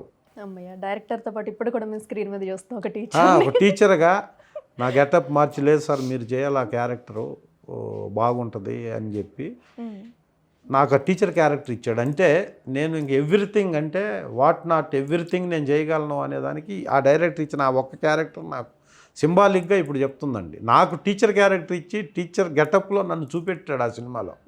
రిలీజ్ అవ్వబోతుంది ఆ సినిమా. అలాగా ప్లస్ పెద్ద ఒక 50-55 ఇయర్స్ ఏజ్ ఉన్న ఒక విలేజ్ ప్రెసిడెంటు, సాఫ్ట్ క్యారెక్టరు, అలా వస్తున్నాయంటే దీనికి ఏంటంటే ఇప్పుడు ఈ యంగ్ డైరెక్టర్స్ ఇలా చూపిస్తున్నారంటే మెల్లగా పెద్ద డైరెక్టర్స్లో కూడా పెద్ద క్యారెక్టర్స్ అలా చేయగలనన్న కాన్ఫిడెన్స్ బిల్డప్ అయింది ఇప్పుడు నాకు. సినిమా క్యారెక్టర్ ఒక ఇంటర్వ్యూ ద్వారా వచ్చిందండి నాకు. అంటే బిగ్ టీవీ ఇంటర్వ్యూ ద్వారా కూడా నాకు అవకాశాలు రావచ్చు అని చెప్తున్నాను మీకు ఇండైరెక్ట్గా. డెఫినెట్లీ రావాలని మేము కూడా కోరుకుంటాం. ఒక ఛానల్లో లైఫ్ ఏంటి అన్న క్వశ్చన్కి మీలాగా ఒక యాంకర్ అడిగిన క్వశ్చన్కి ఒక ఆన్సర్ చెప్పాను నేను. అది 43 సెకండ్స్. అదేంటంటే మళ్ళీ మీకు చెప్పొచ్చు, మీరు కూడా దాన్ని ప్రమోట్ చేయొచ్చు. సపోజు ఒక మనిషికి లక్షల కోట్ల కొలది డబ్బు ఉన్నా, వందల కొద్ది వాహనాలున్నా, వేల కొద్ది భవనాలున్నా, టన్నుల కొద్ది బంగారం ఉన్నా, రాసుల కొద్ది వజ్ర వైడూర్యాలున్నా, ఈ ప్రపంచంలో భూమే రవ్వంత. అందులో 7 ఖండాలు ఉన్నాయి. 7 ఖండాల్లో ఏషియా ఒకటి. ఏషియాలో సుమారుగా 48 దేశాలు. దాంట్లో భారతదేశం ఒకటి. భారతదేశంలో 30 రాష్ట్రాలు. 30 రాష్ట్రాల్లో తెలంగాణ ఒకటి. తెలంగాణలో 26 జిల్లాలు. 26 జిల్లాల్లో రంగారెడ్డి సంథింగ్ ఏదో జిల్లా ఒకటి. దాంట్లో ఎన్ని మండలాలు, ఆ మండలాల్లో ఎన్ని గ్రామాలు, ఎన్ని గ్రామాల్లో నువ్వు ఎక్కడ ఉంటావు, నీ ఇల్లు ఎంత, నీ ఇంట్లో నువ్వెంత, అసలు నీకున్నది ఎంత, నువ్వెంత, ఎందుకు నాది నాది నేను అని గర్వపడతావు? ఈ ప్రపంచంలో మనిషి పుట్టుక కళ్ళు తెరిస్తే జననం, కళ్ళు మూస్తే మరణం. రెప్పపాటు ఈ జీవితంలో ఏదీ నీది కాదు. ఏం తెచ్చావని ఏం పోగొట్టుకుంటావు, ఏం పోగొట్టుకున్నావని బాధపడతావు. ఏమీ నువ్వు తేలేదు, ఏమీ నువ్వు పోగొట్టుకోవు. మనిషిగా పుట్టావు కాబట్టి నలుగురు మంచి మనుషుల్ని సంపాదించు. పోయేలోపు నిన్ను మొయ్యడానికి నలుగురు మంచి మనుషులు కావాలి కాబట్టి నలుగురికి ఉపయోగపడుతూ జీవించు. ఇదే జీవితం, ఇంతకు మించి ఏమీ లేదు. సూపర్ సార్ అని చెప్పిన ఒక ఇంటర్వ్యూ చూసి, ఆ ఇంటర్వ్యూలో అది 43 సెకండ్స్ ఒక బిట్ చేసి ప్రొజెక్ట్ చేస్తే, దాన్ని రీల్గా ఏదో చేస్తే అది ఒక డైరెక్టర్ చూశాడు. 10 రోజులుగా ఈ క్యారెక్టర్కి ఎవరిని పెట్టాలని ఎవరు సెట్ గాక రాత్రి 11 గంటలకి మహేందర్ రెడ్డి అని ఒక డైరెక్టర్ ఇప్పుడు సినిమా చేయబోతున్నాడు, తీస్తున్నాడు. ఒక షెడ్యూల్ అయిపోయింది. దాంట్లో ఒక క్యారెక్టర్కి నైట్ 11 గంటలకి ఇంటర్వ్యూ చూడగానే ఫిక్స్ అయ్యాడు అతను. ఎస్, నా క్యారెక్టర్కి దిల్ రమేష్ గారు కావాలని చెప్పి 11 గంటలకు మేనేజర్ను లేపి, రేపు పొద్దున్న 10 గంటలకి ఈ ఆర్టిస్ట్ కాంటాక్ట్ నెంబర్ కావాలి నాకు అని చెప్పి కాంటాక్ట్ చేసి నన్ను పిలిపించి మాట్లాడి క్యారెక్టర్ కన్ఫర్మ్ చేయడానికి కారణమే ఒక ఇంటర్వ్యూ. నైస్ కదా. సో కాబట్టి నాకు ప్రొఫెషనల్గా కూడా ఈ ఇంటర్వ్యూలు ఉపయోగపడుతున్నాయి. అలాగే సినిమా అభిమానులకి, చాలామంది సినిమా అభిమానులకి, సినిమాని ప్రేమించే వాళ్ళకి, సినిమాలో ఉన్న లోటుపాట్లు, సినిమా ఆర్టిస్టులని చిన్న చెడు అనేది బయటకు వచ్చినా కూడా కాదు, ఆర్టిస్టులు చాలా కష్టపడతారని చెప్పి నాలాగా చాలామంది చేసే ఇంటర్వ్యూలని ఆశాంతం గంటన్నర, దాదాపు ఒక్కొక్క ఇంటర్వ్యూని అది గంటన్నర ఎటెస్ట్ రిలీజ్ చేసిన ఛానల్స్ ఉన్నాయి. అయినా చూస్తున్నారు, కామెంట్స్ పెడుతున్నారు చాలా బాగాని. వాటిలో కూడా నెగిటివ్ కామెంట్స్ కొన్ని ఉంటాయి, కొంతమంది ఎలాగో చేస్తారు. అవి కాకుండా పెడుతుంటారు. నన్ను చాలా ఎంకరేజ్, కామెంట్స్లో కానీ బాగా మాట్లాడారు, మీరు ఇంత చదువుకున్నారని అనుకోలేదని చెప్పి నా లైఫ్ స్టైల్ని కూడా ఓన్ చేసుకొని చాలామంది ఇప్పుడు నన్ను ఎక్కడైనా బయట చూస్తే, సార్ మీరు లెక్చరర్ కదా, మీరు లెక్చరర్ కదా, మీరు చదువుకున్నారు, మిమ్మల్ని అలా అనుకోలేదు సార్ అని. ఇదంతా అంటే కేవలం ఈ బిగ్ టీవీ ఇంటర్వ్యూకి నేను ఇంత హ్యాపీగా వచ్చి మాట్లాడటానికి కారణం ఏంటంటే, బిగ్ టీవీ ఇంటర్వ్యూ ద్వారా కూడా కొంతమందికి నేను తెలుస్తాను రేపు పొద్దున. సినిమాల్లో ఏముందలే వీళ్ళు చిన్న క్యారెక్టర్లు చేస్తారు, లేకపోతే చిన్న ఆర్టిస్టు, లేకపోతే ఏదో క్యారెక్టర్లు చేస్తుంటాడు అన్న వాళ్ళకు కూడా నా లైఫ్ స్టైలు, ఆర్టిస్టులు అందరూ చాలా కష్టపడతారు, చాలా చదువుకున్న వాళ్ళు ఉంటారు, ఆ ప్రొఫెషన్ కోసం ఎంత డెడికేటెడ్గా వాళ్ళు ఉన్నారు అనేది మీ ఛానల్ ద్వారా కూడా కొంతమందికి తెలియబోతున్నందుకు నేను లిటరల్లీ చాలా హ్యాపీ. ఎస్, అండ్ మీరు స్టేటస్లు కూడా పెడుతూ ఉంటారు కదా, మోటివేషనల్ స్టేటస్లు కొన్ని. ఎస్, నాకు చేత అయింది అది. మాట్లాడే దాంట్లో ఎక్కడన్నా పరుష పదాలు, వ్యాకరణ తప్పులు, లేకపోతే ఎదుటి వాళ్ళని దూషించటము, లేకపోతే ఎదుటి వాళ్ళు చేసిన తప్పుని చెప్పడం అనేది నాకు రాదు. అసలు ఆ యాంగిల్లో నేను చూడను ఎవరిని. సో అంటే ఇవి చూసి నేర్చుకుంటారు అని చెప్పేసి మీరు ఇలా డెఫినెట్గా నేను అది మాట్లాడతాను ఎక్కడికన్నా వెళ్తే. ఇప్పుడు మీ ఇంటర్వ్యూ సందర్భంగా కూడా ఎక్కడ తమ్మునేళ్ళు పెట్టడానికో లేకపోతే నెగిటివిటీ ఉన్నది ఏది రాలేదని నేను అనుకుంటా. ఎక్కడ మీరు అడగలేదు అసలు. కొన్ని ఛానల్స్లో కేవలం కాంట్రవర్సీ కొన్ని అడుగుతారు, అయినా కూడా నేను చాలా సెటిల్డ్గా, చాలా కాంట్రవర్సీ లేకుండా అని చెప్తా. అసలు ఈ బిగ్ టీవీ ఇంటర్వ్యూలో మీరు ఇప్పటి వరకు అసలు నెగిటివ్ కానీ లేకపోతే కాంట్రవర్సీగా ఒక్కటి కూడా అడగలేదు. I'm so happy for that. తర్వాత మాట్లాడే మాట చాలా ఇంపార్టెంట్ అండి. మాట్లాడే మాటలో ఆర్ట్ టచింగ్గా ఉండాలి తప్ప, మీకు హర్ట్ అయ్యేలాగా ఆర్ట్ టచింగ్గా ఉండటం వేరు, హర్ట్ అవటం వేరు. ఆర్ట్ టచింగ్ అవడానికి చాలా కష్టపడాలి, మీరైనా నేనైనా ఎవరైనా. కానీ హర్ట్ అవడానికి ఒక్క మాట చాలు. కాబట్టి అది రాకుండా మనం బిహేవ్ చేయడం అనేది సొసైటీలో చాలా ఇంపార్టెంట్. అలాగే నేను మాట్లాడుతుంటాను ఎక్కడికన్నా వెళ్తే నాకు స్టేటస్లోనూ లేకపోతే ఎక్కడన్నా ఈ పెట్టడం అలవాటు నాకు తెలిసింది. దానికి కూడా చాలామంది ఫ్యాన్స్ ఉన్నారండి.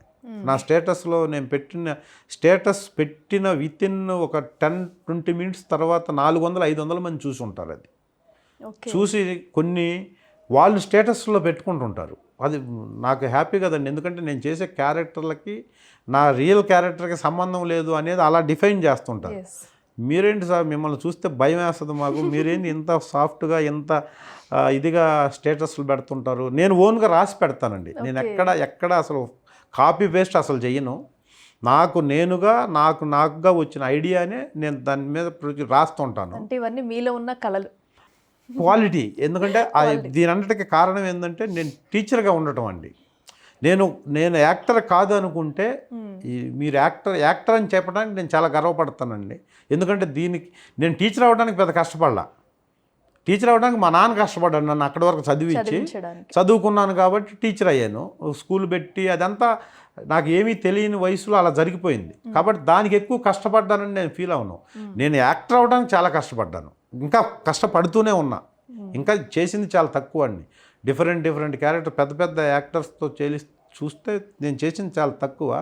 బట్ ఎక్కడి నుంచి వచ్చాము, మన మూలాలు ఏంటి, మన మూలాల నుంచి ఇప్పుడు ఎక్కడున్నామంటే నేను ఒక సూపర్ స్టార్ అయినట్టే ఫీల్ అవ్వాలండి. ఎందుకంటే బ్యాక్గ్రౌండ్ లేకుండా ఇక్కడి వరకు రావటమే చాలా కష్టం. ఇక్కడ వరకు వచ్చాము. ఆల్రెడీ మీరు సూపర్ స్టార్ అందరికీ. బట్ నేను అలా అనుకుంటానండి. ఎందుకంటే మనం ఎక్కడి నుంచి వచ్చాం, మన మూలాలు ఏంటి, మనం ఇప్పుడు ఎక్కడున్నాం, అలా అనుకోకపోతే సాటిస్ఫాక్షన్ ఉండదండి. సెల్ఫ్ కాన్ఫిడెన్స్ ఉండి సెల్ఫ్ సాటిస్ఫాక్షన్తో ఆత్మగౌరవం, ఆత్మధైర్యం, ఆత్మశక్తితో ఉన్న ప్రతి ఒక్కళ్ళు అలా అనుకుంటానే ముందుకెళ్ళాలి.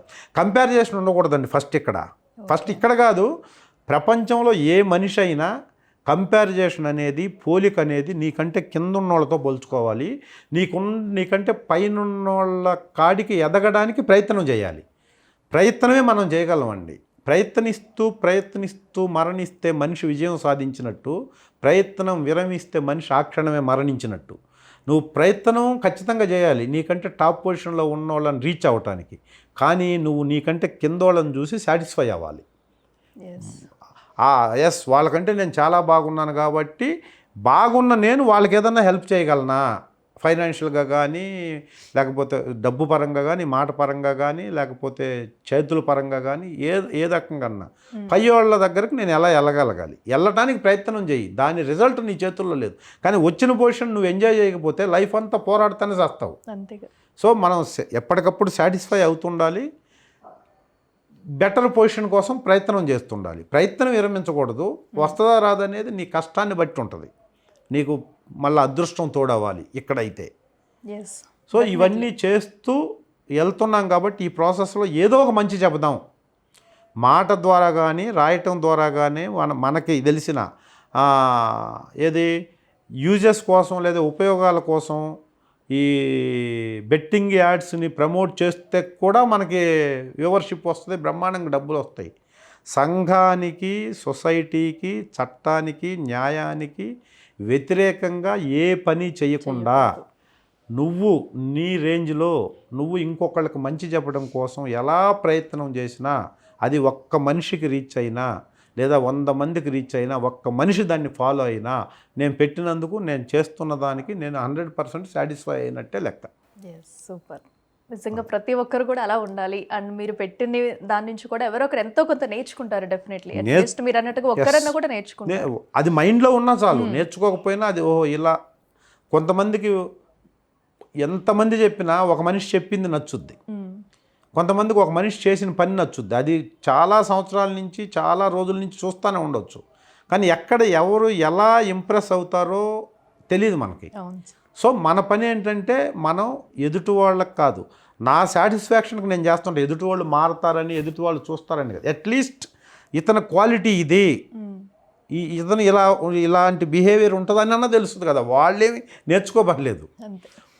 ఇతను ఇలా చేస్తుంటాడు అనేదన్నా మన మనస్సు ఏంటి, మనం ఎలా ఉన్నాం, ఎలా సొసైటీని ఉంటే బాగుంటుందని అనుకుంటున్నామని తెలిసినా కూడా ఉపయోగమే అది. సో దానికోసం నాకు తోచింది నేను రాస్తుంటా, పెడుతుంటా. ఎస్, ఓకే రమేష్ గారు, మీ వాల్యుబుల్ సమయాన్ని కేటాయించి ఇక్కడ వరకు వచ్చి చాలా మోటివేషనల్ మాటలు అయితే మీరు చెప్పారు. అండ్ మీ లైఫ్ జర్నీ కూడా చూసి చాలామంది మీరు ఎలా సక్సెస్ అయ్యారో ప్రతి ఒక్కరు కూడా దీన్ని అనుసరించాలి, ఆచరించాలి. మీ లైఫ్ జర్నీలోంచి చాలామంది ఎంతో కొంత విషయాన్ని మంచిని తీసుకుంటారు. సో ఆబ్వియస్లీ మీరంతా కూడా చెప్పింది ప్రతి ఒక్కరు తీసుకుని వాళ్ళు కూడా ఓన్ చేసుకుని మీ లైఫ్ స్టోరీని ముందుకెళ్తున్నారని చెప్పేసి మేము అనుకుంటున్నాము. అండ్ అలాగే మీరు ఇంకా ఎన్నో మూవీస్లో మమ్మల్ని అందరినీ కూడా అలరించాలి అని చెప్పేసి మీకు all the best. Thank you అమ్మా, థ్యాంక్ యూ. ఇప్పుడు బిగ్ టీవీ ఇంటర్వ్యూ, నేను చాలా ఇంటర్వ్యూస్ చేశాను. బిగ్ టీవీలో ఈ ఇంటర్వ్యూ చేసిన సందర్భం ఏంటంటే, ఇప్పటికే ఈ దాదాపుగా 1.5 hours 140 minutes అయింది ఇంటర్వ్యూ. ఒక్క నెగిటివ్ క్వశ్చన్ కానీ, నెగిటివిటీ డెవలప్ చేసే ఒక్క క్వశ్చన్ కానీ ఈ యాంకర్, మీ పేరు అఖిల, గ్రేట్ ఇది. ఎందుకంటే నేను చాలా చోట్ల చాలా ఇంటర్వ్యూస్లో ఏదో ఒక కాంట్రవర్సీ క్రియేట్ అయ్యే క్వశ్చన్స్ అడుగుతుంటారు. బట్ అడిగినా నాకు తెలిసి నేను ఏ ఇంటర్వ్యూలో కాంట్రవర్సీ చెప్పలేదు. నాకు కాంట్రవర్సీ లేదు అసలు. అజాత శత్రువుగా తెలుగు ఇండస్ట్రీలో ఉండాలనేది నా ప్రగాఢ విశ్వాసము, నా కోరిక, నా ఆశయం కూడా. సో అలా నేను కష్టపడకుండా చాలా స్మూత్గా, చాలా సఫిషియెంట్గా, చాలా హోమ్లీగా, అంటే అందరికీ నచ్చే విధంగా చాలా క్వశ్చన్లు అడిగి, చాలా ఇంటర్వ్యూలో చెప్పనటువంటి విషయాలు కూడా నేను ఈ ఇంటర్వ్యూలో చెప్పాను అనుకుంటున్నాను. మీకు ఈ ఇంటర్వ్యూ నచ్చుద్ది. డెఫినెట్గా ఈ ఇంటర్వ్యూ రిలీజ్ అయిన తర్వాత మీరు అందరూ చూసి మమ్మల్ని, బిగ్ టీవీని, నన్ను ఆశీర్వదిస్తారని మనస్ఫూర్తిగా కోరుకుంటూ, ఇంత స్వీట్గా క్వశ్చన్లు అడిగిన మీకు నా గిఫ్ట్ ఇది. Wow, thank you so much. And మీకు కూడా నేను గిఫ్ట్ తీసుకొచ్చా. సండి, this is for you. Thank you. First time ఒక ఛానల్ ఇంటర్వ్యూ ద్వారా నేను గిఫ్ట్ తీసుకుంటున్నాను. సో ఎంజాయ్ చేయాలి. అండ్ ఇంకా మీరు వచ్చే క్యారెక్టర్స్ కూడా అంత స్వీట్గానే ఉండాలని అనుకుంటున్నాం. ఆడియన్స్ కూడా తప్పకుండా ఎంజాయ్ చేయాలి. డెఫినెట్గా. ఇంతకాలం నన్ను 27 సంవత్సరాలుగా ఈ సినిమా ఇండస్ట్రీలో ఆఫీస్ బాయ్ దగ్గర నుంచి డైరెక్టర్స్ వరకు 24 క్రాఫ్ట్స్లో ఉన్న ప్రతి టెక్నీషియను, నాతో పాటు చేసిన కో ఆర్టిస్టులు అందరికీ నేను పేరు పేరున ధన్యవాదాలు తెలుపుకుంటున్నాను. ఎందుకంటే మీరు ఎన్నో వందల మంది నాకు సపోర్ట్ చేస్తేనే నేను ఈరోజు ఇలాంటి ఇంటర్వ్యూస్ ఇవ్వగలిగే పొజిషన్లో ఉన్నాను. మీ అందరికీ నేను పేరు పేరున థ్యాంక్స్ చెప్పుకుంటూ జై హింద్. సో చూసారు కదా, ఇది ఇవాల్టి Big TV special chit chat. చూస్తూనే ఉండండి Big TV. For more videos like this, subscribe Big TV channel.